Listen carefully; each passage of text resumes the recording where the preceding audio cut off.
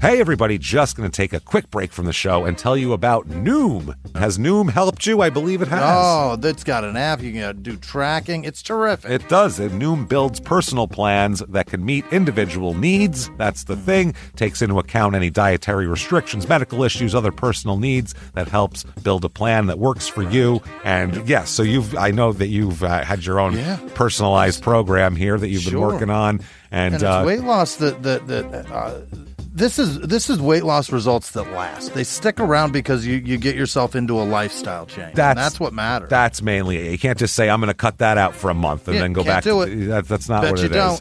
So I'm glad it's helping you. That's great. And it really does. I like the psychology and biology-based approach here. Yeah. Noom Weight uses psychology. That's why they say losing weight starts with your brain, but it also takes into account your unique biological factors, Jimmy. All of your multitude flora and fauna that goes on inside of you there. Sure. Yeah. Stay focused on what's important to you with Noom's psychology and biology-based approach. Sign up for your trial today at Noom.com, Noom.com here, based on 3.5-year study of actively engaged Noom users with minimum starting BMI of 25. Individual results may vary. Visit our website for more information. Hey, everybody, just going to take a quick break from the show to tell you a little bit more about Rocket Money. It's the start of a new year. It's the perfect time to get organized, set your goals, prioritize what matters most. And for me, top priority is getting myself together here. Financial wellness, doing that, which that feels important, just feels like adult stuff that you have to do. And thanks to Rocket Money, my goals feel achievable now. They show me all my subscriptions in one place, help me easily cancel ones I forgot that I've been paying for, which happened to me, absolutely happened to me.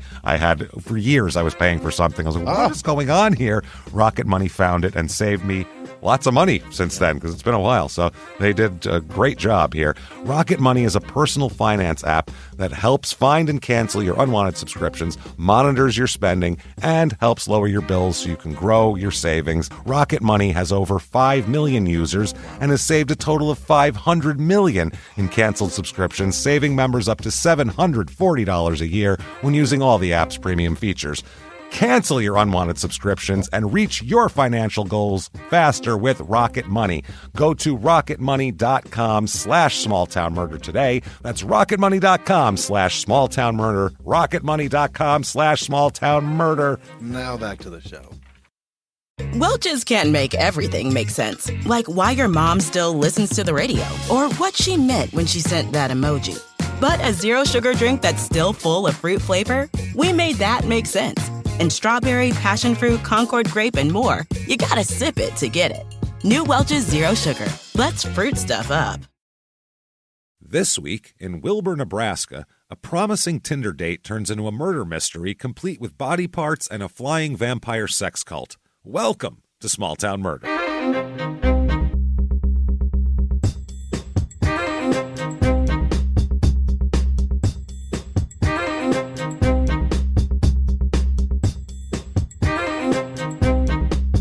Hello, everybody, and welcome back to Small Town Murder. Yay! Oh, yay indeed, Jimmy. Yay indeed. My name is James Pietragallo. I'm here with my co-host. I'm Jimmie Whisman. Thank you, folks, so much for joining us today on an absolutely insane edition of Small Town Murder. It's crazy every week, but I don't know if you noticed at the opening when I mentioned a flying vampire sex cult, but...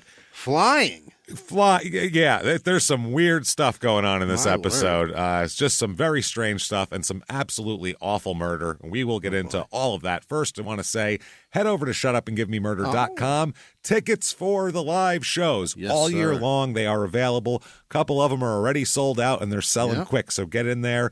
Minneapolis, you can be our biggest show ever if you sell that thing out. Whenever anybody asks us, what's your biggest show? We're going to go, Minneapolis. A lovely place. A lovely place with lovely people. So sell that bad boy out. We're very excited for that. April 5th in Sacramento. You're up first on the tour. April 6th in San Francisco.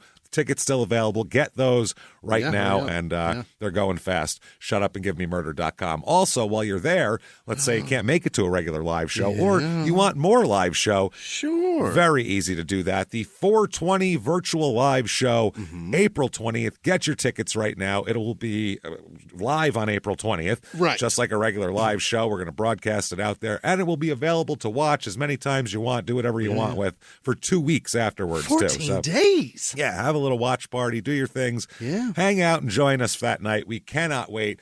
Smoking apparatus that Jimmie's never seen before will be forced upon him, so it's going to be fun, and a crazy murder story with all the pictures and the comedy. We can't wait. Shutupandgivememurder.com. You also certainly want Patreon. Sure. You got to get Have a that. gander. Patreon.com/Crime in Sports is where you get that, and Crime in Sports is our other show, which you should be listening to. Yeah. Also, listen to your stupid opinions while you're at it. Please do. But Patreon, anybody $5 a month or above, a cup of coffee, a mere cup of coffee, gets you so much more, including a couple hundred back episodes to binge on right away, and new episodes every other week, including this week, one Crime in Sports, one Small Town Murder. You get it all this week, what you're going to get for Crime in Sports. We are going to talk about boxer deaths, in-ring boxer deaths. People beaten to death in front of an audience full of people. That's crazy stuff. Well, part 2 of that, because we did a part 1 about a year ago. Then for Small Town Murder, we're going to talk about the Mel Lyman cult.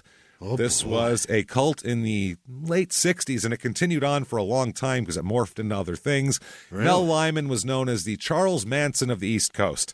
So enough said, I would say. We'll get into all of that. Patreon.com/Crime in Sports, and you get a shout out at the end of the show as well. For sure. Yeah. Jimmie will mispronounce your name. He wants to get it right. He'd love to, but let's face it, it's probably not going to happen. So it's not in the cards. Check all that out. Quick disclaimer, this is a comedy show. Yeah. We're comedians. Jokes are going to get made, but that happens, yes, but nothing's made up for comedic effect or anything like that. And what we do here is we go out of our way not to make fun of the victim or the victim's families. Why, James? Because we're assholes. Yes, sir, but we're not scumbags. That's how that goes. Yes, there's plenty to be there for the taking for comedy. Lots of fodder. People go, I think I can get away with a murder. That's funny. You can't. No, police force screws up a investigation for a year and a half and lets a murderer walk free, and making fun of those guys, and that's something that you can do there. They deserve it. They deserve it. So we're going to do all of that. If you think that true crime and comedy should never, ever go together, though, I don't know, we might not be for you. Maybe not. But I think maybe you should probably check it out and make sure. Give it a shot. But no bitching later. That's the thing here. That's the deal. That's the main point we're trying to make here. And that said, I think it's time, everybody. Let's do this. I think it's time to clear the lungs. Let's all arms to the sky, everyone, and let's all shout. Shut up and give me murder. Let's do this, everybody. Okay. What do you say, Jimmie? Let's go on a trip, shall we? Yes. Let's do this. We're going to Nebraska. Okay. Very exciting, Nebraska. We've been there. It is a whole lot of corn and wheat, and you're just driving and going, everything looks the same. This is in southeastern Nebraska. Because things start to change when you get toward the western end there, toward Colorado. It gets a little different. It's still the plains because you don't hit the mountains yet. But there's no mountains till you hit Denver. No, It's definitely a while. not. But it's still, it's a little different. But this is over in the eastern part. It's about 45 minutes to Lincoln, which we've been there, and then an hour and a half to Omaha, which we've done shows there. And then it's 2 hours and 10 minutes to Lyons, Nebraska, which was our last Nebraska episode, episode 426, The Chief, the Floozy, and the Church Lady. That was a twisted one. I remember that. Nebraska, you guys always bring it for weird, twisted murders. Let me tell you something. Weird place. Yeah. I'm going to put them up there in the annals of Florida and West Virginia and Maine and just these weird, creepy murders. You guys have a lot of them here.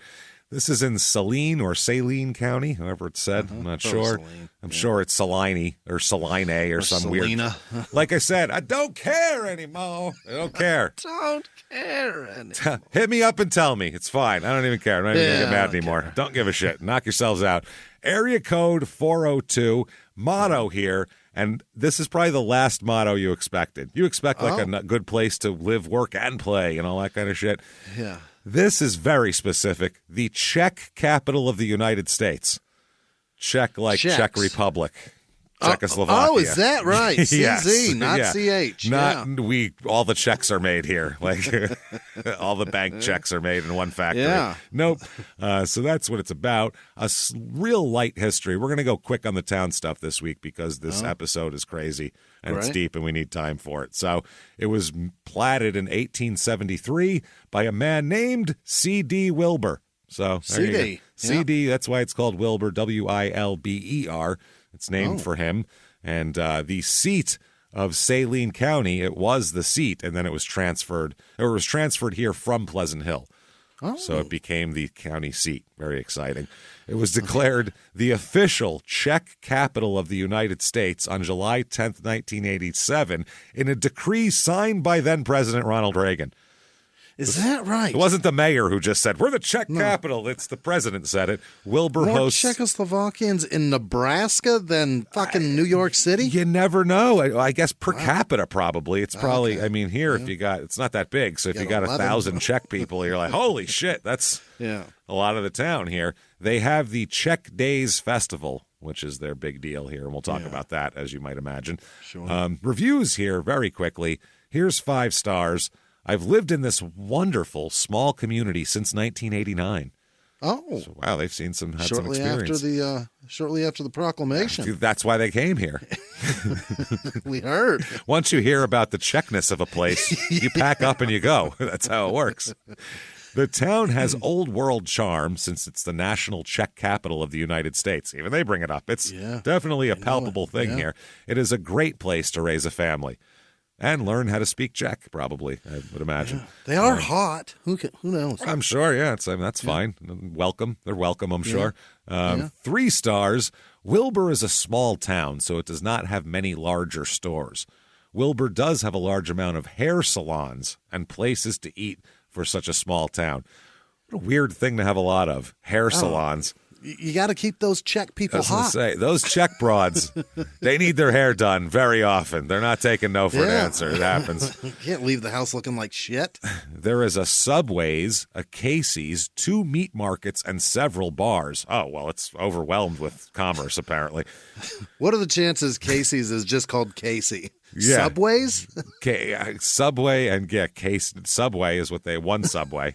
Oh, I thought you said there's a Subway. No, a Subway, and then there's Casey's, Casey's, and then 2 meat markets, several bars. Wilber has also had a great grocery store. I don't know if it's gone now or if the D is just next to the S, so that's the problem with that. I'm not sure. The prices are much higher than Walmart, but it is much more convenient. A person can get anything they need in Wilber except clothing and electronics, so not everything they need, apparently.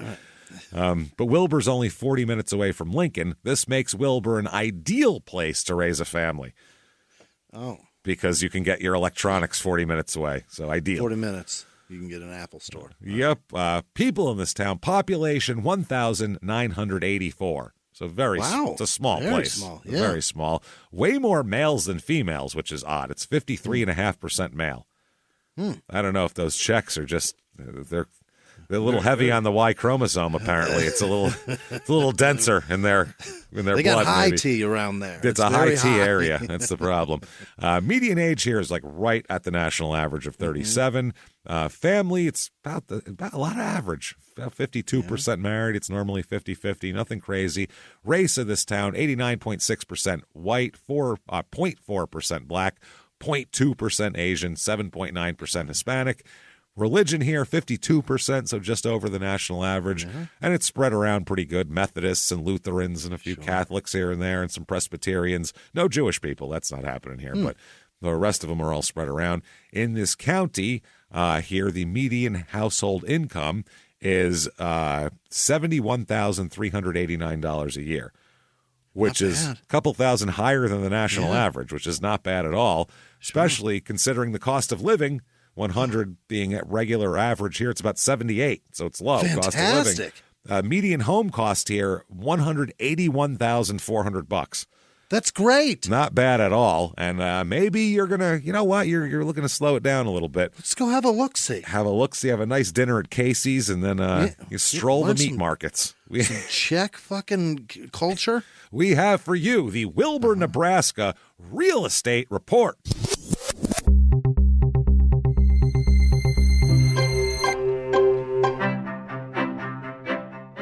Okay, your average two-bedroom rental here goes for about $940, which is well under the national average, about $1,200 there. Here is a two-bedroom, one-bath, 946 square foot thing. Starter home. Yeah, I think it's weird, man. It's not a nice house. It looks like a little shack. It's a starter, James. The roof, your starter should be able to keep the elements out, and the roof is not good. This is my main problem with it. That's what makes a house. You've got a different environment. If you had to pick a roof or walls, I think I'd pick a roof. You know what I mean?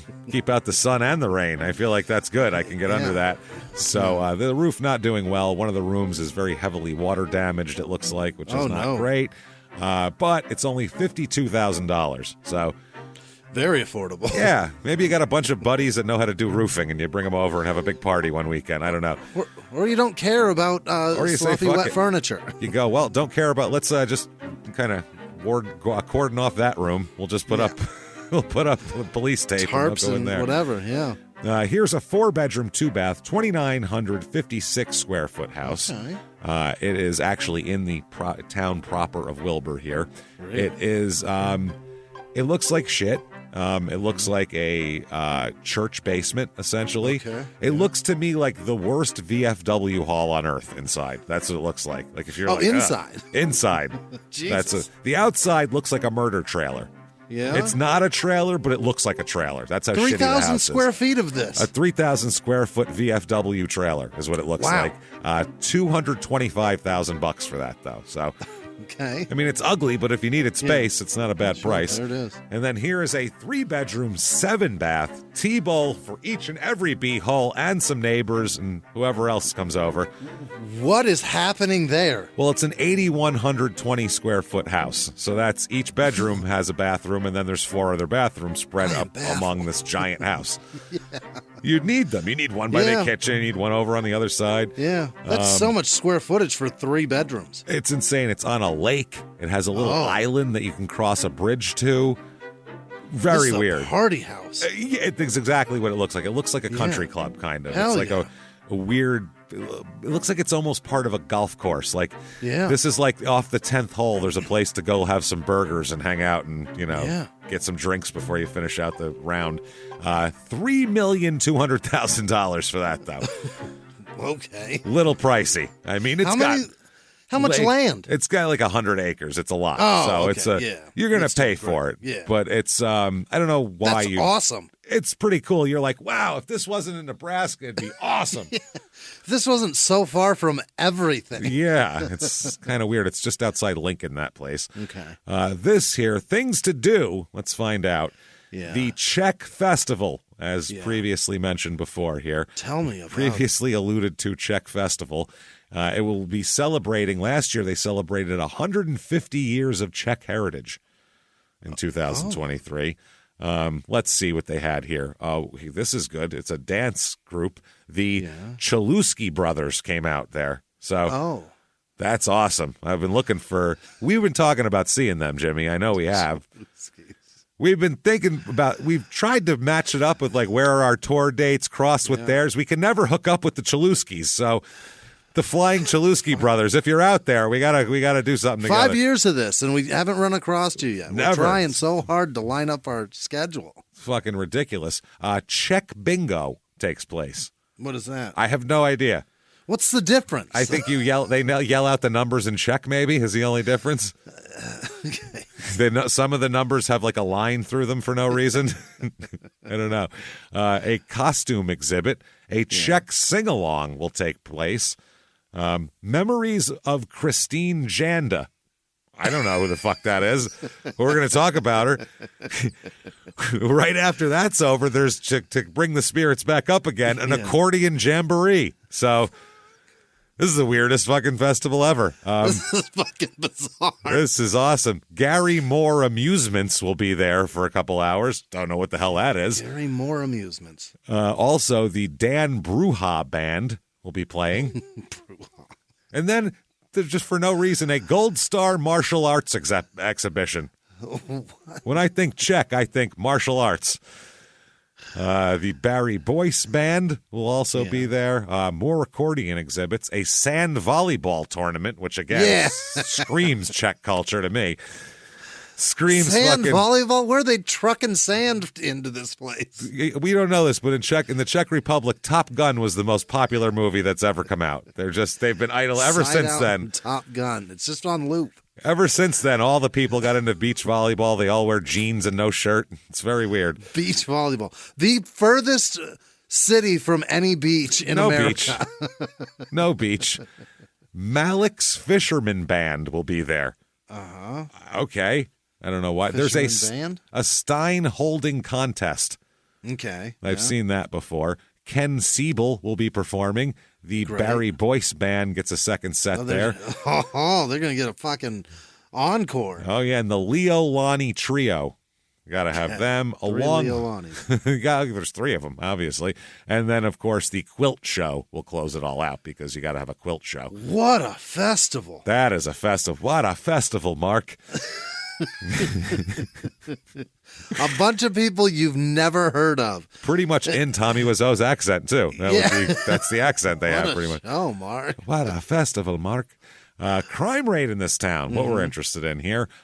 Property crime's about half the national average. So pretty low. And then violent crime, murder, rape, robbery, and, of course, assault is about a quarter of the national average. So should be zero. Very safe. This is pretty safe, yeah. People walking around doing their thing in this town. Very safe. Just being Czech. Yeah, just being all Czech and, singing songs in Czech and doing things. That said, let's talk about horrible murder here. And just one of the weirdest twisted tales going. First of all, I must say that we know this story has been done by some other shows before. Normally, if we see it's been done by people, we kind of avoid it. But we've never had one that's been recommended to us more. Okay. So this is just a popular demand episode.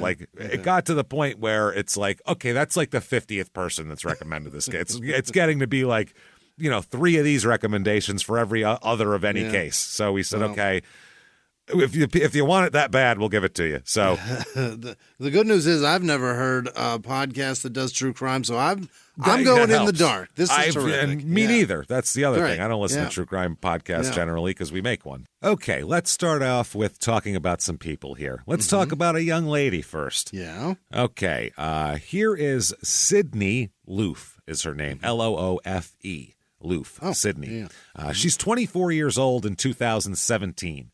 So we'll start out there. She was born in Broken Bow on August 21st, 1993, and she's Sydney Irene Loof, and her parents are George and Susie, who sound like parents, George and Susie. Yeah, I mean, sounds like good parents to me. It's crazy that those were children at one point, but George and Susie sound like. Well, when they got together, people were like, "Yeah." I mean, even if they got together when they were 12, people would be like, "Well, you're getting married someday, we assume, George and Susie." And probably tomorrow because you're going to be 35 tomorrow. You have good parental names. I'll just say that. They moved when she was 7. She's the middle child. There's 3 kids. She's the middle child. Her family moved to Nilai, I guess it is. Nilig. I don't know how the hell to say that. Like I said, I'm sure I'll be told. I don't care. I don't care anymore. Listen to last week and you'll understand. Neligh is how you spell it. So that could be like 45 different pronunciations. Yeah. Either way, it's not important because we're not going to mention it that often. She lives there and grows up there after she's 7. Her dad, George, is a high school principal, and her mom is a teacher. So, one of those families with the educator parents. And these probably usually make smart kids. Scandalous. Scandalous, yes. Look at them. Hooking up in the teacher's lounge. Yeah, we're not allowed to kiss here, but you guys do it. Ooh, look at you. So Sydney graduated from high school there where her dad was principal. She graduated from that high school in 2011, and she works at Menards. Menards is a Midwestern drugstore? No, I think it's more sporting goods type. You're right. And they have like home improvement stuff there too and shit like that. Really? It's like I know Ace Hardware with basketball hoops? Kind of, yeah. It's like an all-encompassing, from what I can gather from the commercials that I've seen. Okay. You can get more at Menards and all that shit. Yeah, it's a very popular Midwestern store. I know that every product that's advertised on TV, get it at Menards. Yeah, they get it whatever you got. So I think they have everything there. Basically what it is. Yeah, it seems like that sort of store here. So she works there. I think her brother and sister also work at Menards. Oh. So in Lincoln. So she ends up transferring later on to the 27th Street and Cornhusker Highway Menards location near Lincoln. Okay. So that's where she goes from her hometown. This is after high school, and it's a transfer with Menards. They transferred her to another store. Oh. Yeah, so she's young. She's a kid there. And she said, this is a quote from her brother Levi, who's her older brother. Her older brother said, "If I started to like something, so did she. Except the Lakers. She gave me so much crap about Kobe, as much as she could." So, yeah, I think she might have read some stuff about Kobe and was like, fuck that, I'm not liking the Lakers. Jesus Christ. All right, so here's how her cousin describes her. Her cousin grew up with her and spent a lot of summers with her and all that kind of shit, and they went to vacation Bible school together. Those don't go together. I was going to say, isn't that what you're getting vacations from? Things like Bible school, I would hope. Vacation is so you don't have to go to Bible school. I would hope so. So they said that one time her cousin said that she was riding a scooter being pulled by a jump rope.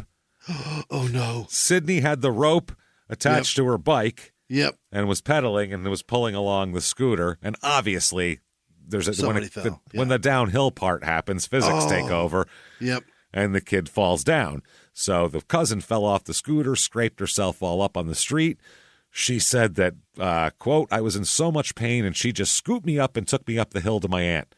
They said she was very nice. Also, she saved one of her cousins, or she saved her sister's life, who was choking on candy. And what? She fucking grabbed her and Heimlicked her and shot the thing out and saved her. So popped out the Tootsie Pop. Good yes. work. So her family likes her in terms of not just because they're related to her. They actually think she's a decent person. That's what I mean. Like, they're not just like, I mean, yeah, she's a shithead, but she's our shithead. Like, it's nothing like that. They actually like her as a person. Seems like a decent person who does nice things. She's kept in touch with her family all the time, kept in touch with her cousin, her mother and her, they talk all the time, even when she moves to Lincoln. Her cousin went and lived in the Pacific Northwest. And in 2017, she was talking to Sydney on the phone, her cousin was, and her cousin was trying to convince her to come and visit her and her husband in Washington. Mm-hmm. And they're saying she might like it here. Maybe she'll want to move here.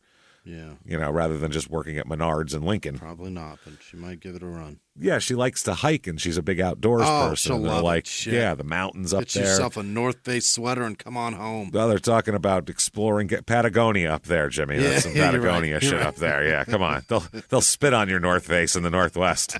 Like, no, this is all Patagonia country. Yeah, Patagonia and fucking Pendleton. Patagonia fleece with a Patagonia puffer right on top of it. God damn it. That's how we do things up here. They said she would have, they wanted her to come explore like the Mount Rainier area and all that kind of thing. So they were trying to plan a trip where they could persuade her to maybe check out the Pacific Northwest and maybe start looking for jobs up there. Yeah. So George also coached Sydney's junior high basketball team as well. He's the principal and he's also the coach. And he'll coach. He said she was naturally athletic. She had a great baseline jumper. Oh. So Sydney could hit some J's from the baseline. And she was also a golfer, which is nice. But during her teenage years, she's diagnosed with scoliosis. Shit. Which is rough. And at that point, she started to get pain. That's why she got checked out. Yeah. And even swinging a golf club would hurt her back, and she couldn't play sports anymore. I can't imagine. You're already twisted. You can't twist. No, that's awful. That really sucks too. Yeah, that really sucks. So, Sydney, as of 2017, she's working. She lives in the Havelock area and works at the Menards at 27th and Cornhusker Highway there. Okay. So she's got a cat here named Mimsy. She got it as a. That's adorable. Mimsy. I never thought of that as an option. Little That's a Mimsy. great name. It is a great name. It fits a kitten, too. Yeah, sure the fuck does. It sounds like a drunk lady. Mimsy. Yeah. Come on, Mimsy. And cats are like drunk ladies. Serve your cocktail, Mimsy. Get out here and drink it before the ice melts. Genius name. Mimsy. It is a good name. She bought it from a guy on Craigslist for $20. $20? That's a bargain. I didn't realize cats were that cheap. Not bad. There's a farm cat.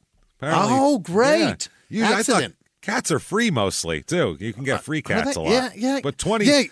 Yeah, you can get a cat for a can of cat food. You just put it by your front door. Yeah. 20's about as much as people pay for like a non-pet store cat, I guess. Yeah, just like an accident. Just like, please help take these cats. And $20 makes it gets you that honest person that's willing to put money for monetary value on this animal. They might not be taking it home to sacrifice it. Right. They might not be collecting them for a burlap bag to throw off a bridge somewhere. Or just being a crazy cat person that collects cats or whatever the hell. So if there's monetary exchange, then maybe this person is going to be a normal person. We'll care for this thing. Yeah. Now, Sydney she likes crystals also. Okay. Yeah. Her mom one of those gals. Her mom would come visit her and they'd go to a place where they'd browse for crystals. She said she liked amethyst the most because purple's her favorite color. And also, those quartz crystals were believed to have healing powers for physical ailments and emotional issues. Yeah. She's also got some depression issues, Sydney, as we'll talk about here. She's got some depression issues. She's on some medication. It's 2017. There's plenty of people very common. On some sort of mood-regulating medication. Incredibly common. I mean, it's a lot of people. So her mother said, although Sydney struggled with depression and anxiety, she was a beautiful person. So she kept her crystal collection in a box, and she'd occasionally put them out and look at them. She'd dump them all on her bed and look at her crystals. So there are a lot of people that yank them out and rub them while they're laying in bed reading a book or whatever, and that centers them, and it's a very common thing now. Whatever keeps you fucking sane is great. Whatever keeps you showing up to work tomorrow and doing a great job, do it. There are so many crazy bastards out there. And I don't mean crazy like, depressed. I mean crazy like fucking, like you look at that person and go, you crazy shit. What are you doing? Why are you out of the house? Yeah. So many of those people out there that if you can dump some crystals on your bed and it keeps you fucking anywhere in the realm of normalcy, then great. Yep. Good for You're you. doing it. Please continue with your crystals. So, hey everybody, just going to take a quick break from the show to tell you about the safest sponsor ever, Simply Safe. Absolutely, these people will keep you safe. It's amazing. You know that every 26 seconds a burglary takes place in the United States, according to the FBI. That means that by the time this podcast is over, dozens and dozens of homes will have been targeted, ransacked. God knows what happens here. So protect your home before it's too late with Simply Safe proactive security system. Simply Safe helps stop threats before they even have a chance to break in. Named Best Home Security System by U.S. News and World Report 5 years in a row. And by us for about the last 8 years as well. If you trust us, believe me, you want Simply Safe. So visit simplysafe.com/small to claim 50% off a new system with professional monitoring plan and your first month free. That's simplysafe.com/small. There's no safe like Simply Safe. Now back to the show. This show, Small Town Murder, is brought to you by BetterHelp. Get yourself some therapy, everybody. Honestly, here. We often hear about, red flags that you should avoid. Hey, that's a lot of a thing. It's become a real phrase now, real cliche. But why don't you focus also, you look at like green flags in friends and partners. Look for good things as well. Right. And maybe you're not sure what that looks like, though. Therapy can help you figure that out. What are positive things? What are the green flags? And then you can practice them in your relationship. It's absolutely a fact. And so, honestly, we absolutely are huge advocates for this. It really, really helps. BetterHelp is fully online, making therapy affordable. It's convenient. They serve over 5 million people worldwide. You can access a diverse network of more than 30,000 credentialed therapists, wide ranges of specialties there. Here's the coolest part. You're not getting along with your therapist, you're just not feeling it, you can switch at any time, no extra charge. Wow. The thing is, they want you to get help. That's it. And you can do it with BetterHelp. Discover your relationship green flags with BetterHelp. Visit BetterHelp.com/smalltownmurder today to get 10% off your first month. That's BetterHelp, HELP.com/smalltownmurder. Now back to the show. They said there was multiple occasions where she took people in that were down on their luck and gave them a place to stay as well. What? Yeah. I guess a younger Menards coworker was living in a very shitty place, living in bad living conditions. So Sydney helped him get on his feet, let him stay at her apartment, taught him how to save money and balance a bank account and all that kind of thing, helped him with hygiene and everything. Like, this is how you become a human. Okay. Get into social work. You are doing a great job. Here's your bank book. And here's the thing, though. Normally, that never works out. That guy will end up, that's the murder story normally. Or she'll come home and her apartment's empty. Empty, one of the two. But this actually worked out. He ended up be getting better and finding a place of his own and changing his life completely. So they said that her brother said Sydney was the poster person for caring more about others than herself. Mm-hmm. She had a lot of friends at her job. She wanted to work with animals at a vet. That was her goal. She wanted to get out of Menards and do that, which those are usually nice people that work at the vets, though. I'd love to. Until one shows up that you can't save, I'll quit that day. It's horrible. I'm walking the fuck out. And the fact that they can stay on the job after that means that they're probably damn better people than us. A good person. We would run away, whereas these people are like, well, those animals need help too, the ones that are dying, you know. So those are always the nice people. Our vet that we take our dogs to, they swarm around him. Oh, it's Benny, and it's Oscar, and they fucking come and run, and they love him. My vet cannot get enough of Vaughn. It drives me nuts. I'm like, just fucking express the gland so I can go home. This is horrible. Benny is the superstar of the vet, man. They all call him their boyfriend. He's a big 150-pound Cane Corso, but he acts like an old Italian man. That's the best way to describe. He comes in all casual, walks behind the counter, says hi to everybody. The one time he was getting a thing done, so they had him in a cage, and they must have forgot to lock the cage, so he just walked out. And they said he walked out into the main area there, and one of the girls just went, Benny, and he put his head down, turned around, walked back in the cage. He walked back across, found the cage again, and went in it. Oh, sorry, my bad, everybody. I thought I was allowed out, you guys. He just comes in, ladies, how we doing? Good? All right. What's for lunch today? So, where's the sauce? Hey, how's the sauce today? Huh? You got good gravy? How's the gravy working today? What's going on, sweetheart? So he pinches somebody's ass. Hey. She told her sister, Sydney did, that she wanted to either go to Colorado or maybe somewhere down south. She wasn't sure yet. Okay. Thinking about different places. Her sister said she never followed through with it, though, because being close to her family is very important to her. Yeah. So November 11th, 2017, she's on Tinder, by the way. Yeah. And she likes girls. That's another thing I should probably mention, because that's what she's looking for on Tinder. Is girls. So she finds a young lady named Audrey on Tinder. And both of them swipe right, and they're both, talking. Bingo. So they have their first conversation November 11th, 2017. And it's introductions, talk of, what kind of food do you like? What do you like to do? Oh, boy. Your normal, the smallest of small talk. Oh, boy, minuscule. Is how you should get to know people. You don't want to. So annoying, yeah. Yeah, but you don't want to get into something with someone and then find out that they're the opposite of you in everyday thing. You never asked about their favorite meal, you big dummy. That's the thing. You like to fuck the same way, but nothing else works. So that's going to be a bad relationship. You know what I mean? You got to have a balance there. So apparently the Audrey person said that she just made cornbread and black-eyed peas in this conversation. Oh. So she's cooking. And Sydney said that she was eating currently at Applebee's at the moment. So she is eating good in the neighborhood, and the other one is eating cornbread and black-eyed peas. One's eating good in the neighborhood. The other one's eating at Applebee's. At Applebee's. The other one is eating appetizers for dinner and pretending like that's good. Half price. Half price. Well, I got these fucking appetizers, I almost called them. That's what they might as well call They them have appetizers. blown it since they don't call them that. No, they really should call them appetizers. But Applebee's is a place where I don't know if I've ever ordered an entree there. Just got the nachos. You're like, give me like 7 of your shit. You're like, give me pretzel sticks, and there's some of these things, and a spinach weird dip egg rolls and that have corn in them for no reason. I won't eat those. I'm out on those. Potato skins, yeah, sure. Yeah, fucking throw it my good, way. yeah. That's what do you got? Riblets this week? Yeah, I'll take them. Great. Couple of boneless chicken wings. Let's go. That's all everybody eats there. I think the rest of the menu, they don't even have that stuff. It's just The rest of the menu is jokes. decoration. It's for decoration. What do you think? They have steaks there? Get the fuck out of here.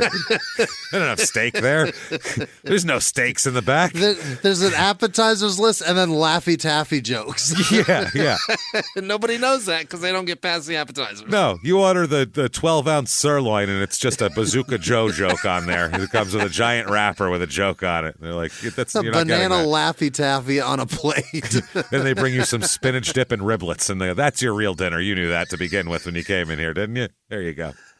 You are shamed to the egg rolls. Have a weird egg roll cut diagonally. There, enjoy.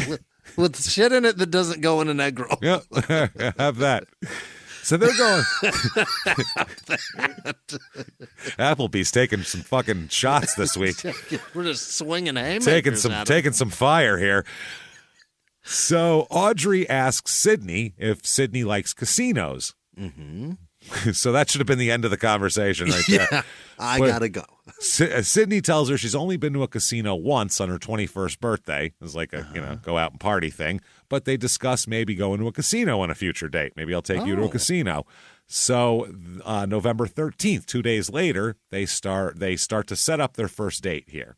Okay. And Audrey, the young lady that Sydney has found on Tinder, suggests, quote, maybe meet somewhere in Lincoln, cruise and smoke weed. They both smoke weed. Right. Audrey's apparently a weed smoker, and Sydney is definitely a weed smoker.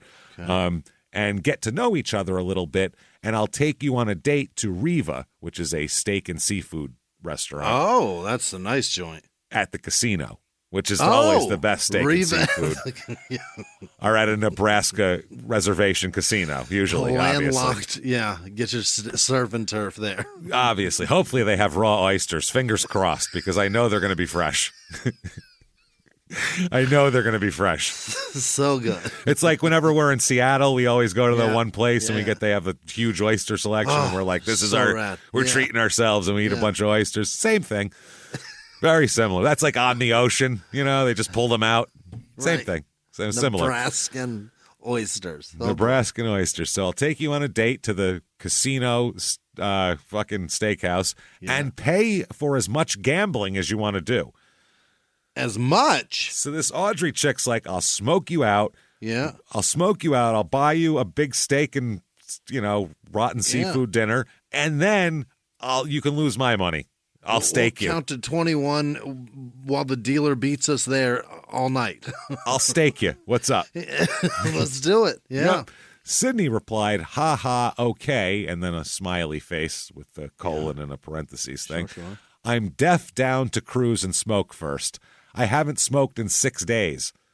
Oh. So she's looking to smoke here.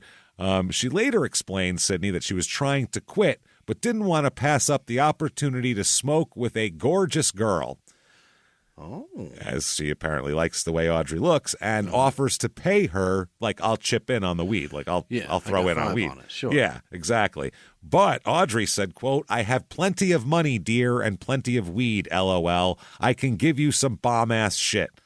Audrey's a baller. I got bomb-ass shit, steaks, fucking rank seafood, and I'll throw down some chips for you. What up? We'll get food poisoning together. Let's get after it. She's like Frank Sinatra in 1963, this broad. She's fucking, come on, sweetheart, we'll go to the casino. Go ahead and throw down. You can use my dough, toots. Like, I think she probably talks like that. We'll walk in through the kitchen. We're going to walk in through the kitchen. They all know me here, sweetheart. I lose tons of money. So Audrey tells Sydney she needs her address, and Sydney said, okay, tomorrow. And later on, Audrey messages her back and says, well, I need your address so I can see how long it'll take to get there so I can plan. So Sydney, within a minute, sends her address then. Like, oh, yeah, that does make sense that she would need to plan that. Yeah. So the Audrey apparently did a Google search of the address and made a reservation at the Best Western in Lincoln as well. Oh. She's not from Lincoln. So they were scheduled a time to meet on the evening of November 14th for their first date. 3 days later. Yep. And Sydney asked, just going to be me and you, right? Which I would hope so on a fucking date. That'd be weird otherwise. No, I brought 2 cousins. My grandma's here. Not bringing a dog or anything. Chick I used to hang out with in the 6th grade. We're all here. And Audrey responded, okay, yes, of course. Mm-hmm. I don't know why the okay, but November 14th comes around, and Audrey picks up Sydney. They drive around Lincoln, and they smoke some weed just before 6 p.m. They, do their thing. A couple hours later, Audrey drops Sydney back off at home. Yeah. And they make plans for her to go out the following night as well. Day 2, yeah. So went well the first night. They got to know each other. They smoked. They probably had some giggles in the car. Sure. And now they're ready for, a real date here. They know that they like each other. So November 15th, the next day, there's messages back and forth in the morning. Sydney went to work her shift at Menards just before noon. At 12:23 p.m., Audrey asks her via Tinder, how's your day going? And, all that sort of thing. And Sydney replied back around 2 p.m., going fine. She messages with her friends here. There's a friend named Tara Gehrig who they message back and forth with. They talk about the date she had the previous night. Yeah. And in the conversation, Sydney told her friend that she had a good time with Audrey and she hopes Audrey's single. Because on Tinder, you don't know what you're getting. So you don't know if this person's... Great point. She could be married with 3 kids at home and just doing this on the side. You have no fucking idea. So, dude, these TV shows that are out now about single people, oh my God, 40% of them are in relationships. Oh my God, they're crazy. All in relationships. It's crazy. It's a fucking landmine field out there. If they're doing that on TV, for Christ's sake, for everybody to watch, imagine these people what they're doing in private. Could be doing all kinds of shit behind people's back. Lord, that's a nightmare. I swear to God, I hope I'm never single again. But if Sarah decides she doesn't want anything to do with me anymore, I'm just going to go stand on a corner with a sign. Here I am. I'll have my stats and just anybody, please. I can't do it. I can't do it online. I just can't do it. Just please, anybody who wants to talk to me. I don't care anymore. If you want to chat, I'm right here. I'm here. No, don't mess. No, right I'm here right now. Just stop the car and talk to me. I don't need money from you. I'm doing fine. Just please. Let's just chat about whether or not we like each other. The only guy with a job who's on the corner going, please. So the text from Sydney to her friend said she said she's down for anything, so I hope she doesn't have a boyfriend. I didn't ask. So yeah, she's hoping this isn't just like a on the side whatever thing. You shouldn't have to ask, but I get it. She talked with her mom. She posted a selfie on Snapchat in a dressy shirt. She's normally kind of a jeans and t-shirt kind of chick, but she's in a dressy shirt that she wears like for Christmas or something. And she said, ready for my date. So her mom, and this is a little bit nosy, I think. Her mom, she's 24 years old. She's not 16. Her mom took a screenshot of the photo and sent it to her and said, why didn't you tell me about your date? I mean, that could be confrontational, or it could be, hey, I'm excited for you. The screenshot makes it like, what the fuck? Like, what is this shit? If she just said, oh, you got a date I saw. Awesome. Where's your date? That would be, but like. You could just say proof. it. Yeah.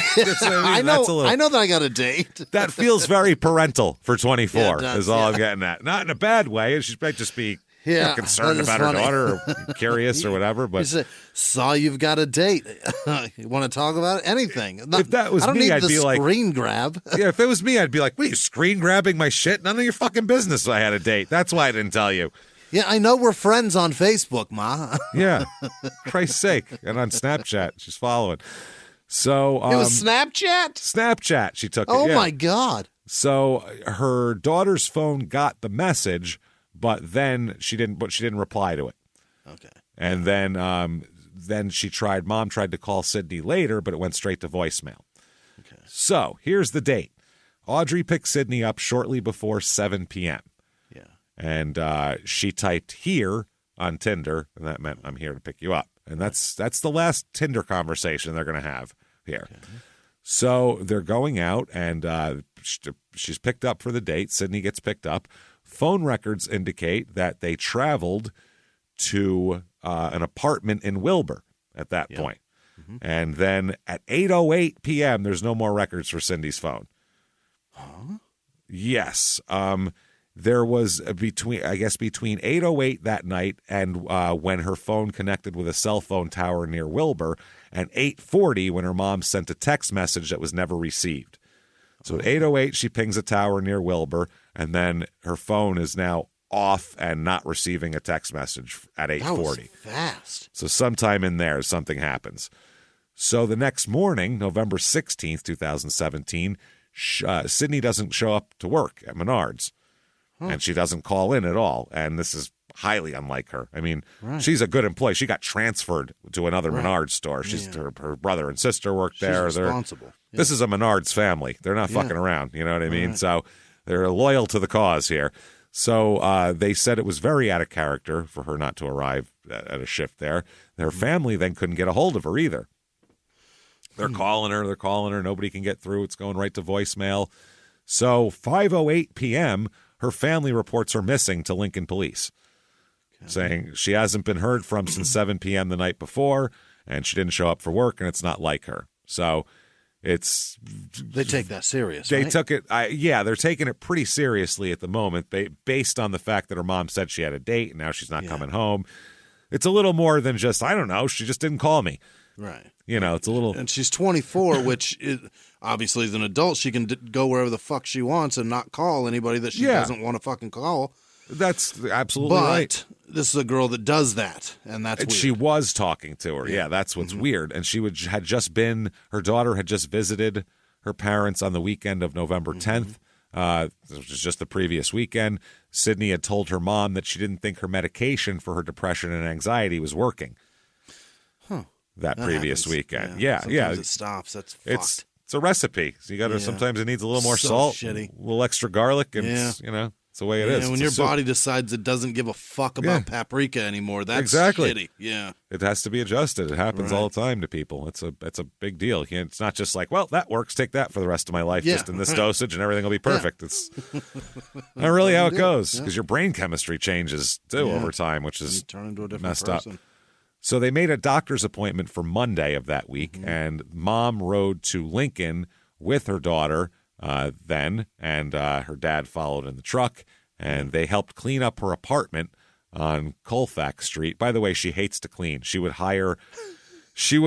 pay her sister to do her dishes for her. Like, she just hated to clean. Not a big cleaner, Sydney. Not into it.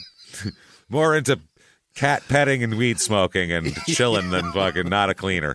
Man, do I fucking relate. Yeah, she'd be like, I'll give you $20 if you wash my dishes, like shit like that.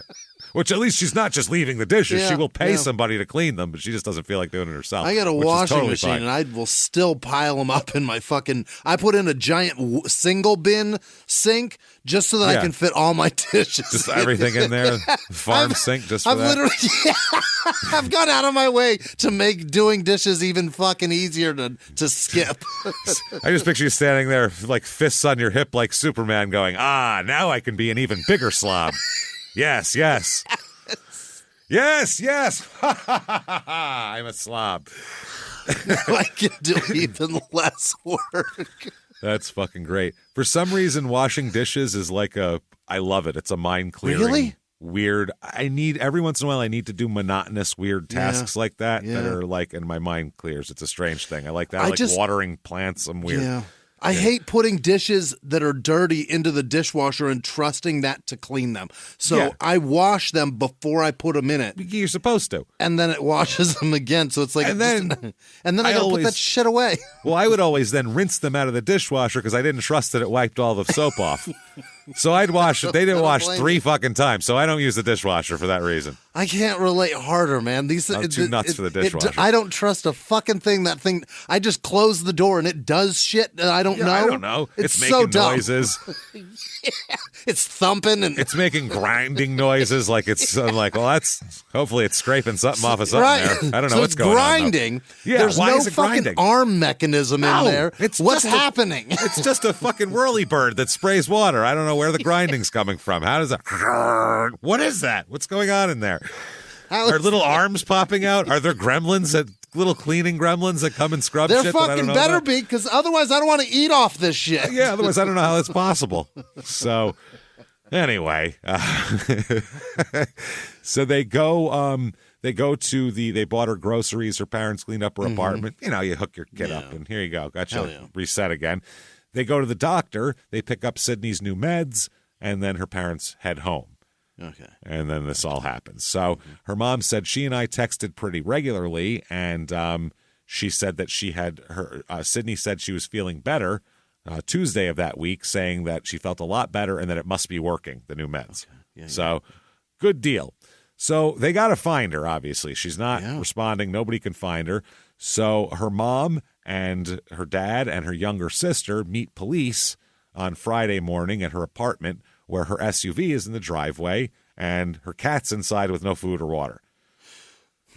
So cat inside without food or water is not going to happen. Yeah, she wouldn't leave the cat without, because it's been like 2 days. So they said when the police sergeant said when he got into the apartment, her purse was on the counter also, but they didn't find a wallet or keys or a phone, which if you were going out light that night, you might just take your wallet and keys and phone and leave your purse behind. You might even just take an ID and a credit card, and that's it. That's what I mean. Exactly. Especially if someone's going to pay for your gambling. Right. So from that, the cop assumed that either Sydney had never made it home or she left willingly. Right. That was what they thought. So they start trying to piece this together. One of her friends, she had sent one of her friends a picture of this Audrey person she went out with. Yeah. From Tinder. So that gets moved to her sister. That friend sends that picture to her sister, and they're like, okay, so they're trying to do this. Another friend of hers set up a Tinder profile to try to get a hold of this Audrey person. Oh. She's on Tinder. Her name's Audrey. This is what she looks like. So if I can find her, I can message her, and I can fucking get her to tell me what's up, basically. Can you search people? You got to be able to search people on Tinder, right? I guess, I mean, it's an idea anyway. Certainly, it's something. Put in the parameters of what she is and hope she pops up. Yeah. Because, I mean, would have her profile info. I don't know what Tinder looks like. I don't know. I picture it. I picture it like in a movie, like when they're in like a CIA computer room and they pull up a international terrorist and they have like his picture and his statistics under it and height, weight, and what he's been arrested for and all his whole like little sleeve. I picture that's what Tinder profile would be. I don't know. It should be. It should be. Yeah, that's what I'm saying. Like a law enforcement fucking suspect card, basically. That's what it should be. So they're searching around. They can't find her. November 19th comes around. Oh, God. They're searching. Now it's Lincoln police and county sheriff's deputies are searching Wilber, where she was last seen. Right. So they're looking at Wilber. They're looking in Lincoln. The family is searching, too. They take to social media, and they have a Find Sydney Loof page that they put up as well. And they're trying to, have people help look for the search. They put her picture on billboards on I-80, on Interstate 80. Really? In Omaha and in central and downtown Lincoln. And, How fast did they do this? Very fast, within a few days. Within a few days. This family is on it. They're everybody's focused from the second this starts here. That's great. So within like a week, this is all going on. Front page articles, and it's the lead story on all the local news. Wow. Where is she? The boys of the Valentine High School basketball team, which her brother Levi coaches, put green ribbons on their shoes, and their opponents wore green warm-up gear, too, to show. Oh, that's great. Because green was the color here, even though her favorite color was purple. I don't know. It's weird. Well, amethyst, but... Yeah. So the Levi said, I'm a teacher and a coach, and it almost felt like all the moms of the boys that I coached started to treat me as one of their own. They felt bad. Yeah. November 21st comes around now. This is almost a week that she's gone. The Lincoln police chief, Jeff Bleimeister, calls her disappearance, quote, concerning. Mr. Bleimeister. I think you're underselling the concern here a little bit. Concerning. You've got billboards up and no response? Yeah. This is panic, man. What would be more beyond concerning? What would it take for you to be more than concerned? Like, did the alien ships need to be within, like, eyesight, or can we just pick them up on radar before you're going to be concerned? Yeah. Would your marriage be concerning if you caught her blowing somebody? Because that's where we're at, man. Caught her making a date or blowing somebody? Yeah. Which would be concerning for you? And when you caught her, she didn't stop? Because that's where we're at. Yeah. She was like, hold on, let's finish up quick. He's almost That done. would be weird. Hold on a second. That would be very disrespectful at that point. That's where we're at. That's the level of concern you should be. It should be in the red at this point. It should definitely be mumbling dick mouth concern. That's that level of concern. Mumbling dick mouth that's a level of concern that we need to reach here. So, November 28th, 2017, now a week later, even after it's concerning, they named two people. The police do publicly name two people as persons of interest in the case that they like to talk to. Two people, and they are Bailey M. Boswell, double B. That's a young lady. She's 23, and a man named Aubrey C. Trail, who is 51. What? Those are the people of interest they'd like to talk to. That's an odd coupling. Let's talk about them and how they ended up as even in the same sentence as each other. What about Audrey? They would be. Well, that's what we're going to find out here. Now, Bailey Boswell grew up in Iowa in a town called Leon. I'm sure that's not how you pronounce it, even though that's how it's spelled and said in the entire world. In a community of about 2,000 people. So, small town up there, just north of the Missouri state line. Everybody said she's a friendly kid from a good family, was a really good athlete, once scored 25 points in a high school basketball game. Oh. And is listed as a member of the fastest 200-meter relay team in Central Decatur Community School history. Some sort of team is fast as shit. Some sort of record-setting team. She was known as a girl who liked to dress up, very girly, wear false eyelashes and all that kind of shit. She had one criminal concern in high school, and that was failure to use a seatbelt was a ticket she got. Oh, the worst. So a good kid. One of her friends here, a neighbor, said everyone thought she was going to go to college and play basketball. Okay. But after graduating from high school in 2012, shit went a little sideways for her. She started to get involved with drugs. Her friend here, who works at the local Casey's convenience store, by the way, so now we know what Casey's is, said that, quote, she got into a bad crowd. She kind of went on a bad path. Okay. So after high school, she moved to northern Missouri, which is ill-advised always for anybody. I mean, that's just southern Illinois. It's southern Illinois or, Iowa, too. Eastern Iowa. Yeah, eastern Iowa.